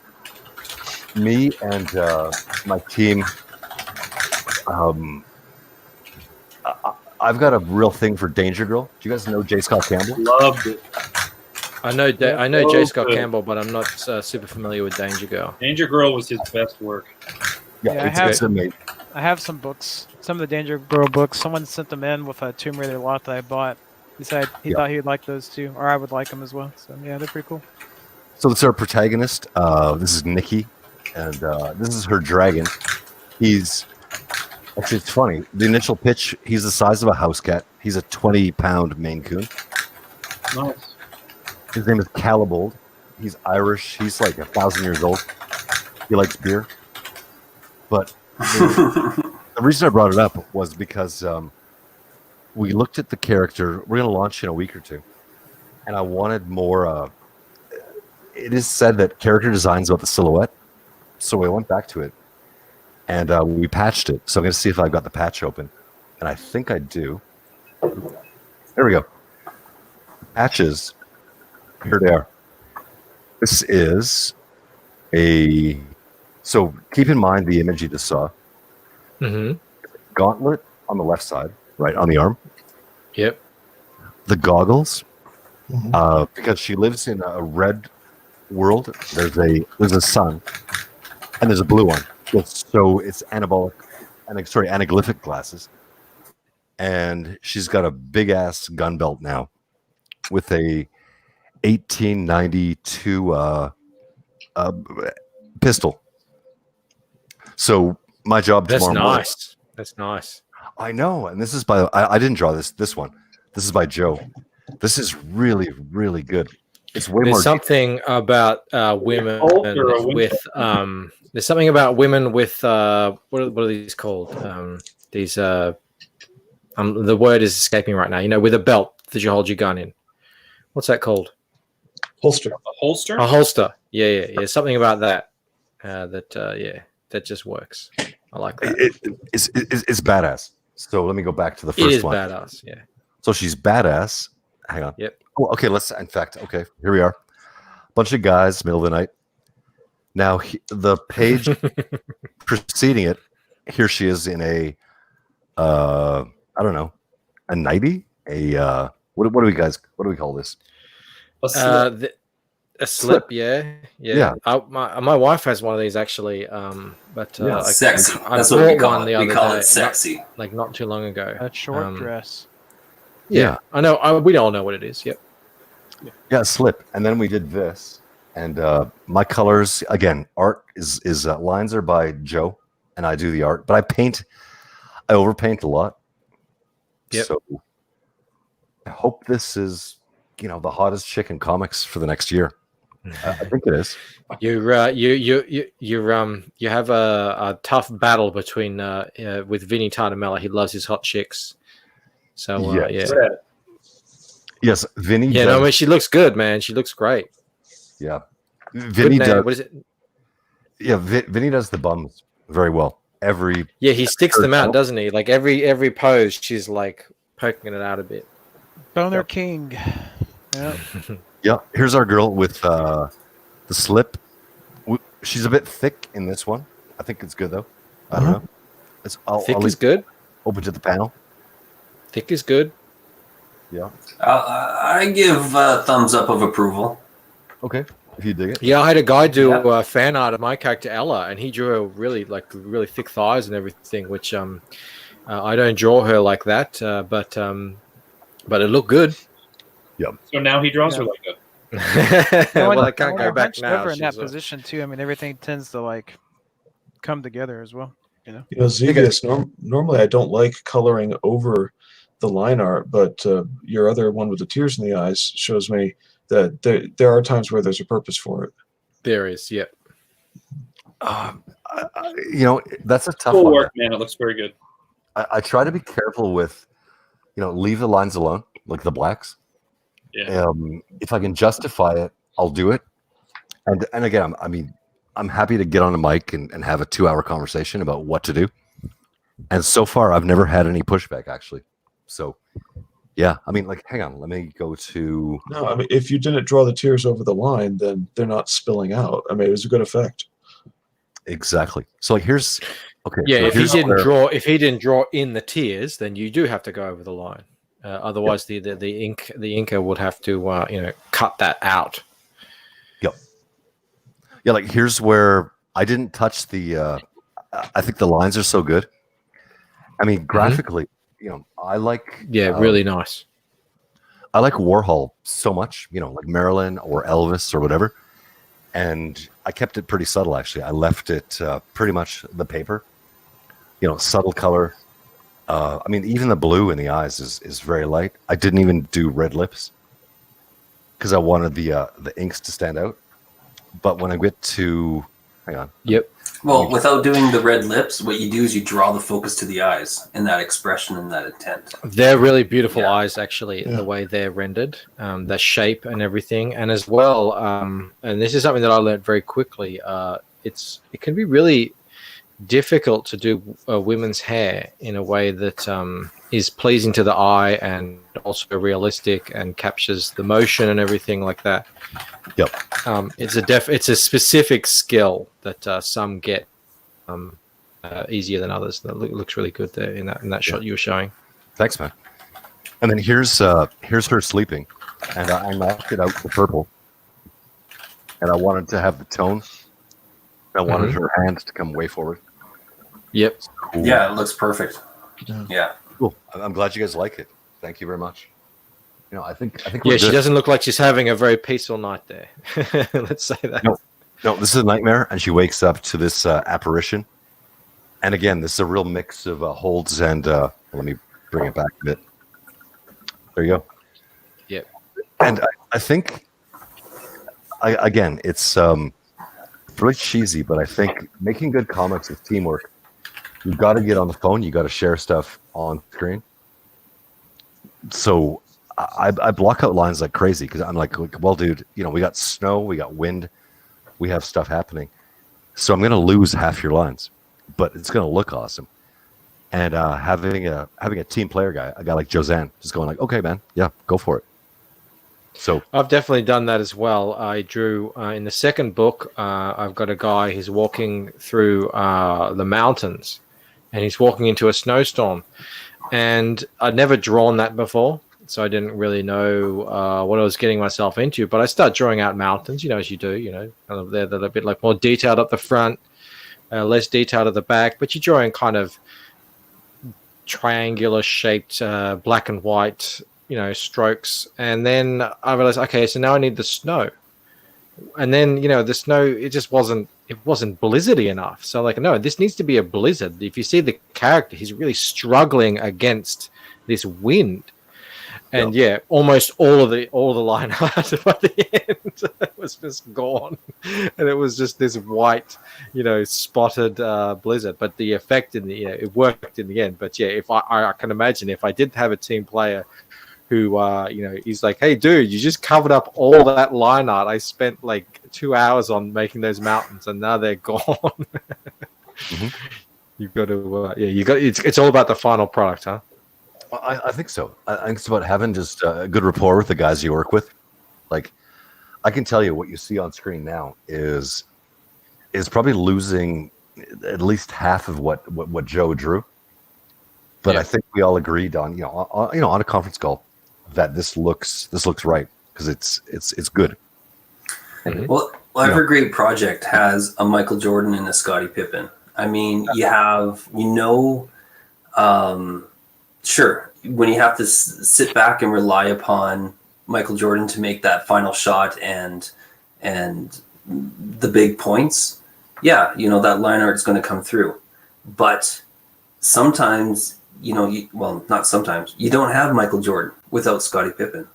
Sure. And you need someone to come in and be like, you know what, I'm assisting you. Your artwork is amazing, but this is what needs to be seen on the page. Yeah, we're trying to tell a story here. Exactly. And when you got someone like Scottie Pippen, like the thing is, the line artist can have confidence in a colorist when they can produce work like this. And the idea that it's all on the shoulders of one person it's not the way to approach a project ever. But you do need to have, the great projects need to have that Michael Jordan and that Scottie Pippen. So, and I think, when I'm looking at this, there's definitely that you got that standing. I mean, you got that roster. So cool, man. I appreciate it. I mean, if I had to explain why I did this about a week and a half, 2 weeks ago, I can't tell you. I figured the light's coming from the left, and the hair's knocked out. I didn't want to mess with the eyes. And again, I love pop art. The guy is not really here. He's a vision. Mm-hmm. So, but I mean, this is a beautiful girl, and I just chose to render it. Pull out from that. We don't need to pull out from that. Let us see the panel. Here's the whole page, actually. Yeah. So there's the page. Is this her waking up out of that Copy nightmare? it, just the black layer, or did you have to get rid of a lot of it? Oh, sorry. Did say again? Do you still have just a clean black layer copy? Yeah. I mean, That's turned off. I work in. I like multi-layer stuff from line guys. Maybe 8, 12, whatever. I'm cool with whatever. And then I use multiply, dodge, add. I mean, whatever. So in this case, yeah, up to the top of their hair. There's a lot of adds and linear dodges. And I'll use a couple. And when it's not really rocking for me, I'll take it, I'll flat it, put it to Dropbox, go to my iPad, and I'll put it in Procreate, and then bring it back again to Photoshop. And maybe wait till the next morning and then see what happens next. So I would never give somebody tips. It's as long as I keep it fluid, I'm happy. A lot of people do seem to like Procreate. Oh, dude, Procreate, so fun. Yeah, I'm just I use Clip Studio Paint and Photoshop. Hey guys, it's the 3-hour mark. I think I'm about to close it up. James, do you want to show what you've been working on there? I don't know if you can show your sketch that you've been doing for. Oh, I don't know if you can. No, because after I showed you guys earlier what I was doing, I went on to something else. I was actually drawing something else for conflict. I've got some fans that ask me for certain stuff from it, so I try to keep in between. James, you don't show a gun in Act 1 unless you're going to use it in Act 3. Hey, is that true? Is that really true? That's absolutely true. You don't hang a gun on the wall. I can't remember who said it, but you don't hang a gun on the wall unless you're going to use it in Act 3. I was actually on with Eric Weathers earlier, and he was going over some of his characters that it won't actually be in this one, but Tin Man has the axe, and because he's a Tin Woodsman. Well, when we were going over that, I was looking at his axe design. I was actually trying to explain design for because he's actually a woodsman specifically, and so I just pulled out, a double-bladed axe to show him the length and stuff, the way that this even works with us in the way that you get fulcrums from an axe. And it's funny that you would say that because it's Eric shows, he shows lots of weapons and stuff because he's really, really good at them. But the most basic thing in the world, like an axe, I'm like, oh, I got one. He's like, who would put an axe on the stream? I'm just like, I don't know. I got chopped trees. Sometimes you gotta cut. Sometimes you gotta cut, like limbs will fall or whatever, and you just gotta deal with it and chop them.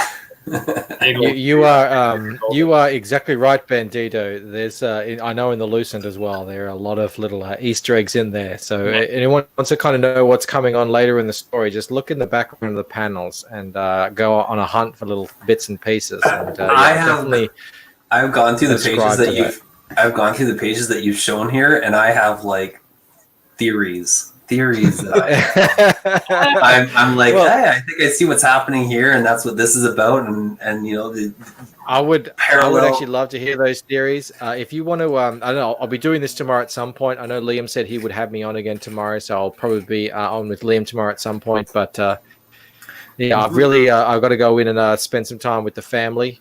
Yes. Well, there's two things that I want to see happen. Yep. First, James, what was it that you were working on just before?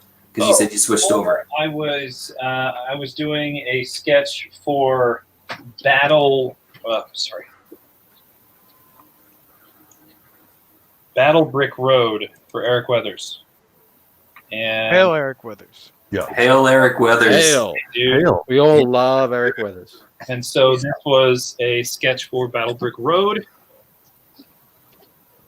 And wow. Monkeys back there, but you get the idea. Yep. Yeah, man, that's good. I love it.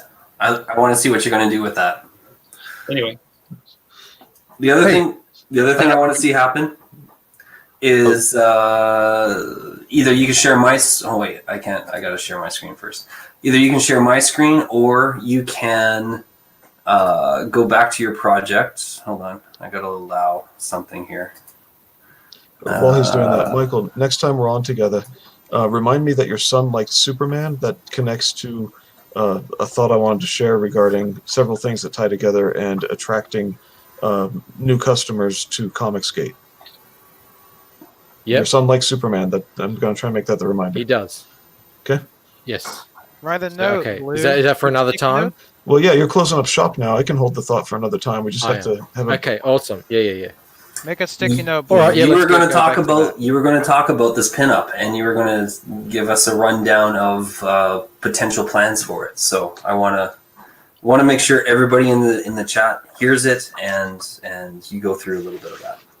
So yeah, I mean, this pinup is a work in progress. I think it looks like I'm about 75% done on the line art, and I'm going to color it in that same blue and greeny kind of coloring because that's the scene that this is sort of like taken from. So this is a character. He's a very, very important character in my story.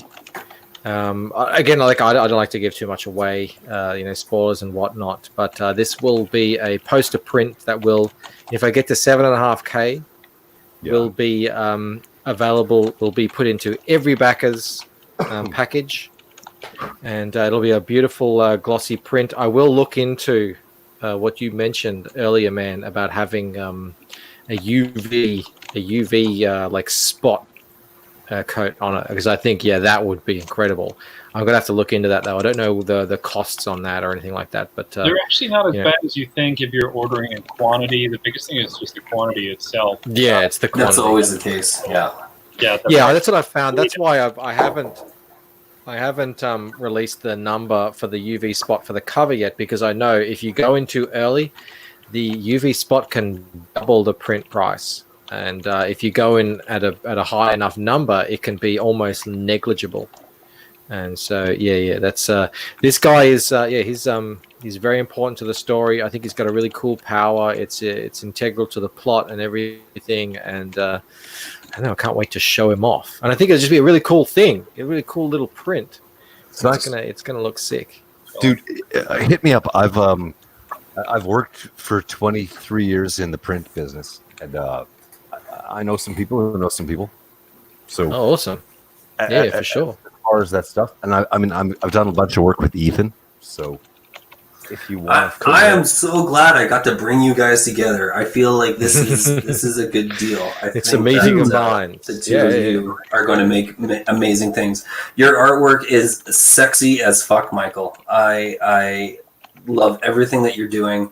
If I only know, as far as you end up, I'm super drunk. As far as you end up taking this, I know that you can turn it into anything that you want. It looks like an IP that can be whatever.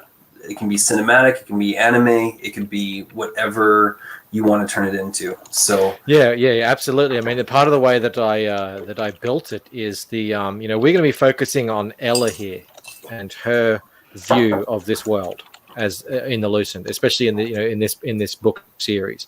But I have like built this world out to a stupid degree, in my mind and in my notes. It's expansive. So absolutely. And I hope that the reason I did that is because I wanted it to be real. I wanted, anytime anyone mentioned it, I wanted those things that they were mentioning, or anytime anyone alluded to it, or anytime a character popped in from that world, it was all real and it all linked together in a consistent way. And, all that continuity worked out. I want you to feel like, if you're watching Star Wars, that entire expanded universe exists out there. And so that's sort of the way I've approached this whole story. And I hope you can see in the art that I have so much fun drawing this stuff, because it's it's just like my imagination just kind of pouring out onto the page. It's a lot of fun to draw.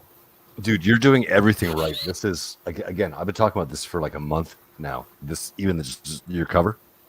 It's fantastic. Thanks, man. Thank you. Really, really great.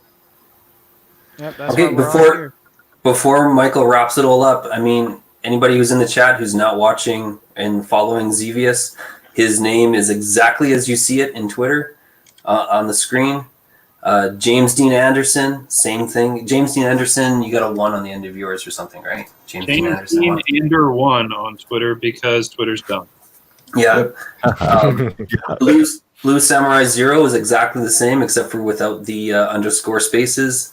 Poland 805 is actually Barka. Put it in chat. Put it in chat so people know. Hang on a sec. Somebody take a minute to put us all in the chat, because I can't keep up with this already. I think you guys all follow me. I've been sneakily drinking a bit of whiskey here, so I don't know if I'm up for that task. But if someone wants Poland to do is that, the only wrench. Poland is Blue Samurai. Oh, really? They're the only wrenches that I know. So I mean, if you guys aren't putting stuff up, then nobody's putting stuff up. I'm putting stuff up on Twitter. Put it up in chat. And if you're not watching Michael Bancroft, thank goodness you found your way here, because this is your opportunity to be a part of something that it's going to be big moving forward. You can just kind of feel it in the air. There's magic in this book. So, okay, Poland. First of all, even you, if you're a wrench, especially, get on it, get it done before. And like, I think I follow, and I'm followed by most of you guys, but our chat, you never know. I've just followed you, but I don't expect followbacks from anybody. In fact, when people follow me, I kind of look at who they are and I go, "Why the hell are you following me?" So anyway, you put yourself down far too much, Sam. You know why? You know why we're going to follow you, Poland? Is because either A, you got your finger on the pulse of something good, or B, you're making something good. So we're going to. Everybody here has a voice, and if you've been following along and watching, then everyone here is worth your time. So, Samurai, I wouldn't be inviting you back on if I didn't think you had a lot to add to this stream. So, yeah. No, I meant not you guys, but when I get followed by somebody and I look and I see their little bio, and they are everything that should hate me. And that kind of thing. That's where I wonder, like, why are you following me? Not you guys. You guys make sense. Looks like Poland's got it, so I'm just going to keep being lazy. All right. I posted everyone's earlier in the chat, but it's gotten washed. You did. I saw that. So thanks so much, guys, for coming and hanging out with me again. This has been I love. That's why I call it the Shill-out stream. We do a little bit of shilling, but we just chill out most of the time. We just kind of let the conversation go where it goes. And because we're also we love comics, we love Comicsgate. We're so passionate about all these projects that I think it's always super interesting to me. And I don't think we got to 150 backers, but hopefully it'll happen sometime tonight, and I'll wake up to that wonderful little surprise. And I'm sure I will see you again, all you guys, very soon. And you're at 96.63. You're at 100. Well, that's Canadian. Canadian. That's Canadian. That's Canadian. Canadian. Our money is worth nothing. Well, so does that mean $50 basically? 69.39. Yeah. You're beating it. It's- Well, it's maybe going I'll up. be Going back up. at 150 right now. Oh, there we go. are you for real? Should we refresh it? Maybe I'll just do that right now. I'll go through and see if this isn't a bunch of crap. Is this happening live? Is this happening live? Is this for real? Is this real life? In Is real life? Let's see if this is. Is awful. this real? Crowd. Or is this fantasy? And we'll search Caught in a landslide. the Lucent. No escape from reality. We're gonna do go. We're gonna go to the Lucent. See if we can find that Do you want me to post the link again, JDA? graphic. I'm- novel. yeah. Tingle with anticipation. Okay, I'm tingling as well, but I think that might be the whiskey.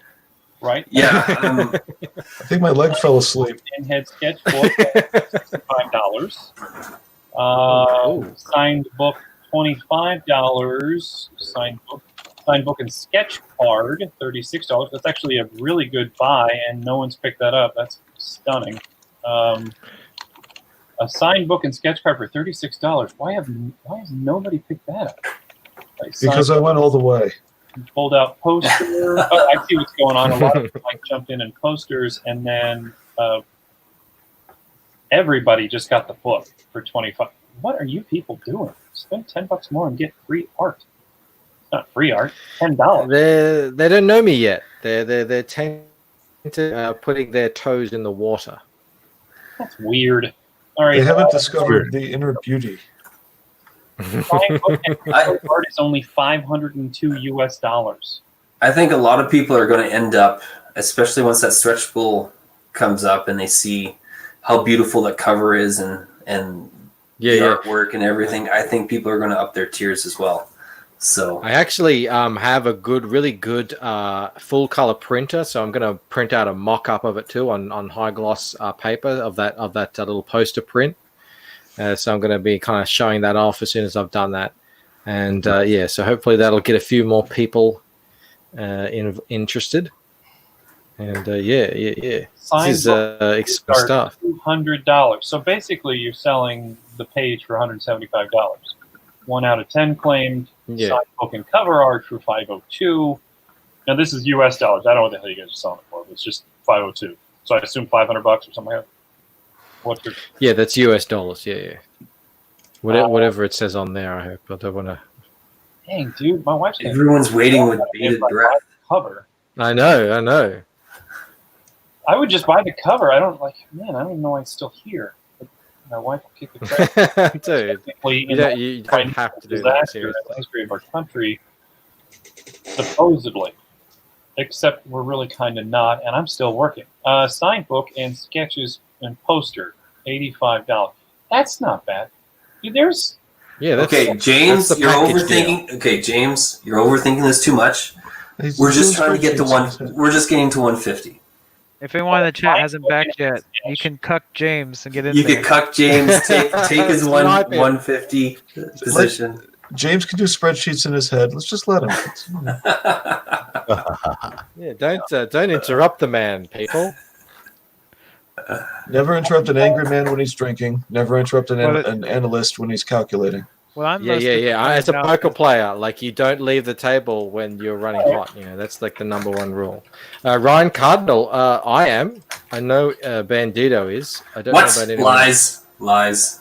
Oh, Cardinal. Yeah. I am hydrating. Thank you for your concern, Ryan Cardinal.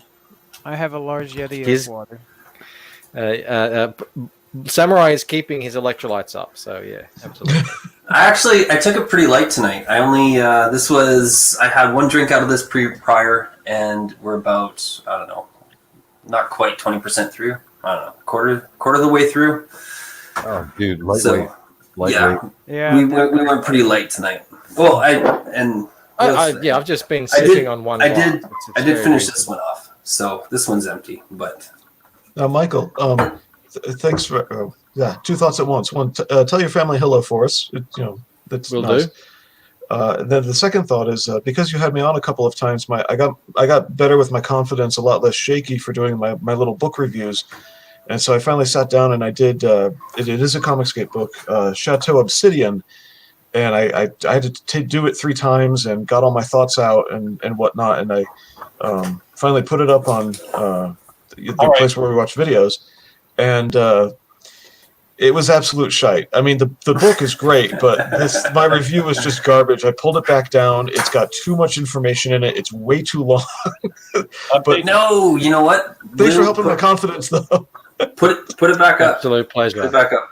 I'm editing it. Michael, What's that? Sorry, James. update your account. No, it's me. I got to update it. I think Bandito is Okay. nice. I don't want to have to do like a Lone Star no on this. So let's take a look. Sometimes it can take some time too. Someone should do a Lone Star. No, who's got the lungs? Yeah, it's not going to be me. I will try to comply if it's required. Do it. Lone Star no.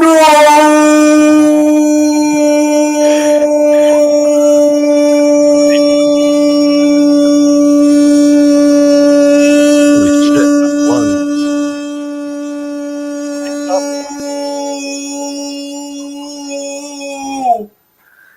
Oh, not yet. Not yet. Oh man, it'll take me a while to get up to Cecil standards. That was good. Yeah. I like it. Yeah. All right. Oh man, I don't want to have to do it twice in a row. It can take a little time. It can take a little bit of time. Did you get the annoying email? like Sometimes you get little Yeah, I've got You it says I'm backer 163. 163. No, but did Michael get? Let the me email? check. I haven't gotten any email yet, so that's probably what's Don't going make on. me do that again. All right, I'll have my email open now, so I'll give you a wink, nod. And Bandito, Yeah, while we're waiting, I will be reposting that video. I'm just trimming it down. That's all. Oh, good. Well, anyway. Yeah, it's in the editor on the other computer right now. Perfect. Yeah, seriously, dude. Like, you just got to keep putting it up there, even if it's terrible. Keep putting up video after video, because that's the only way to get any better. And you know what? It goes back to exactly what I was saying with people want us to succeed. They actually see the best in us. We are far more critical of what we think we're putting up than what other people see. Like, if you go onto my channel, I have YouTube got super angry with me. They said that it wasn't appropriate for kids, so I wasn't able to list it. But I have a playlist of the unlisted, and I have a song in there that I sing horribly, play horribly, and Wait. I haven't seen a negative comment on it. So, Dude, sorry, I don't want to interrupt. Well, I just did. So yeah, it's okay. Come on in. So you got a band? You got a song on YouTube? I am the band. It's just me. It's just a guitar, me, and a bunch of war campaign memes. But There's no link to it in the chat. Okay, so you guys. Okay, I can't put links in the chat. Okay, so my I've released 2 singles in the last year. Ooh. Out of New York, and we're gonna try to interview the drummer for Guns N' Roses who did our drums on the last track, and we got a guy from Jane's Addiction, my ex-wife's ex-husband. So yeah, we gotta blow this shit up, man. Because I'm not joking. Absolutely. And I think I might have sent you. I sent Cecil the link, but no one else really. On the X stream, that's me. That's Xevious on Twitter. The X stream is me getting drunk, drinking like 2 bottles of red wine with one of my best friends in real life in Manhattan. I know that sounds so stupid and random. But it's totally comic. That's where the magic happens, right? Dude, it's comics and punk rock and Calgary. Like, go figure. That's how it. Perfect. That's all I need. Okay, and we got a jam probably. Well, no, I'm- I have no skill on the guitar.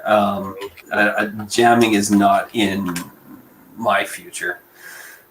I'm only holding people back. So Fair enough. Fair enough. I'm just here trying to Alright, find where's- out why James' thing hasn't come through yet. That's a Actually, concern. it sent me an email back, and it said that it didn't go through, and I could back it again. Like, it was actually an email saying it didn't go through. So I went through the process again, and I'm waiting on for the email to see if it confirmed. And it might be because I bought something else earlier, and the card might have gone. Well, there might be a security thing if you're trying to buy something overseas with the card, doing charges. Yeah, So I backed Eric's late as well. yeah, right. Because the way that my account is set up, I actually have asked the bank to kind of watch out for any wackiness. Absolutely. Yeah, no, you can't be too careful on that front. You know what I'm going to do right now? I'm going to dox Optimus Deadpool. He subscribed to my channel about an hour ago. So Oh hail my Optimus goodness. Deadpool. I feel Hail famous Optimus now. Deadpool. I put Thank you, man. That's really cool. I put a tweet out to Graded 0.5, so I hope these guys see it. You were on Graded 0.5, right? Before? That's where I launched. That's where you launched, right? That's where I launched. So that's when the whole craziness was going on, and we were just getting like bang, bang, bang, bang, bang. Yeah, it was all coming in. You know, that first day, I was just Let me nuts. buy your book. Sorry, man. It's telling me. It's I appreciate the effort. It wasn't We'll meant to get be there. today. You know what? but, 150. we will get there. It Community will happen. Company says we've hit a tiny hiccup. Your contribution was unsuccessful, and so we did not charge your card. Yeah. Well, let's not push that because you don't want to mess around with that bank stuff. Yeah. I'm sure that the bank might send you an email. They sent me a message earlier. I was sending a super chat to Wanger, and it wouldn't go through. And then 8 hours later, I got a message on my phone saying, "Was this you?" And I said yes. And they said, "Okay, you can do it from now on." So Same thing happened to me. no need to push it. Ago. Maybe there's maybe because so many people are using online stuff right now that online fraud protection is getting a little whack. The emails I'm getting about security are that online fraud is also skyrocketing. Oh yeah, I bet it is. right Yeah. now. It's absolutely masquerading. But I don't understand this, and this is very inconvenient because I buy stuff online, so I need to know what's going on. All right, guys. Well, Yeah, that's I how it goes appreciate it, sometimes. James. That was an awesome effort, even though the bank said no. But look, guys, I'm pretty sure I'm certain we can get to 150 as soon as possible. And I love hanging out with you guys. Hopefully, I'll be doing it again tomorrow. I don't know. Liam said he might get me on. So, but anyway, we'll see. We'll see. It's been a really fun discussion for me. And just if you haven't yet, and you're out there in the ether, consider backing the Lucent. What have you got to lose? You know. Have a good dinner. So, Hop cheers, into the man. All right, dream. guys. See you guys. See you, bud. Godspeed. Hail the chat. Hail Hail the the panel. You guys have been fantastic to hang out with. I greatly appreciate you letting me hang out, Michael. All Absolutely. good things are in your future. Gothic Art just got here, man. Sorry, man. Thanks for coming anyway, even if you just got It's here. okay. You can rewatch. There's tons of Yeah, fun. that's right. That's right. All right. Cheers, guys. Bye. Bye bye.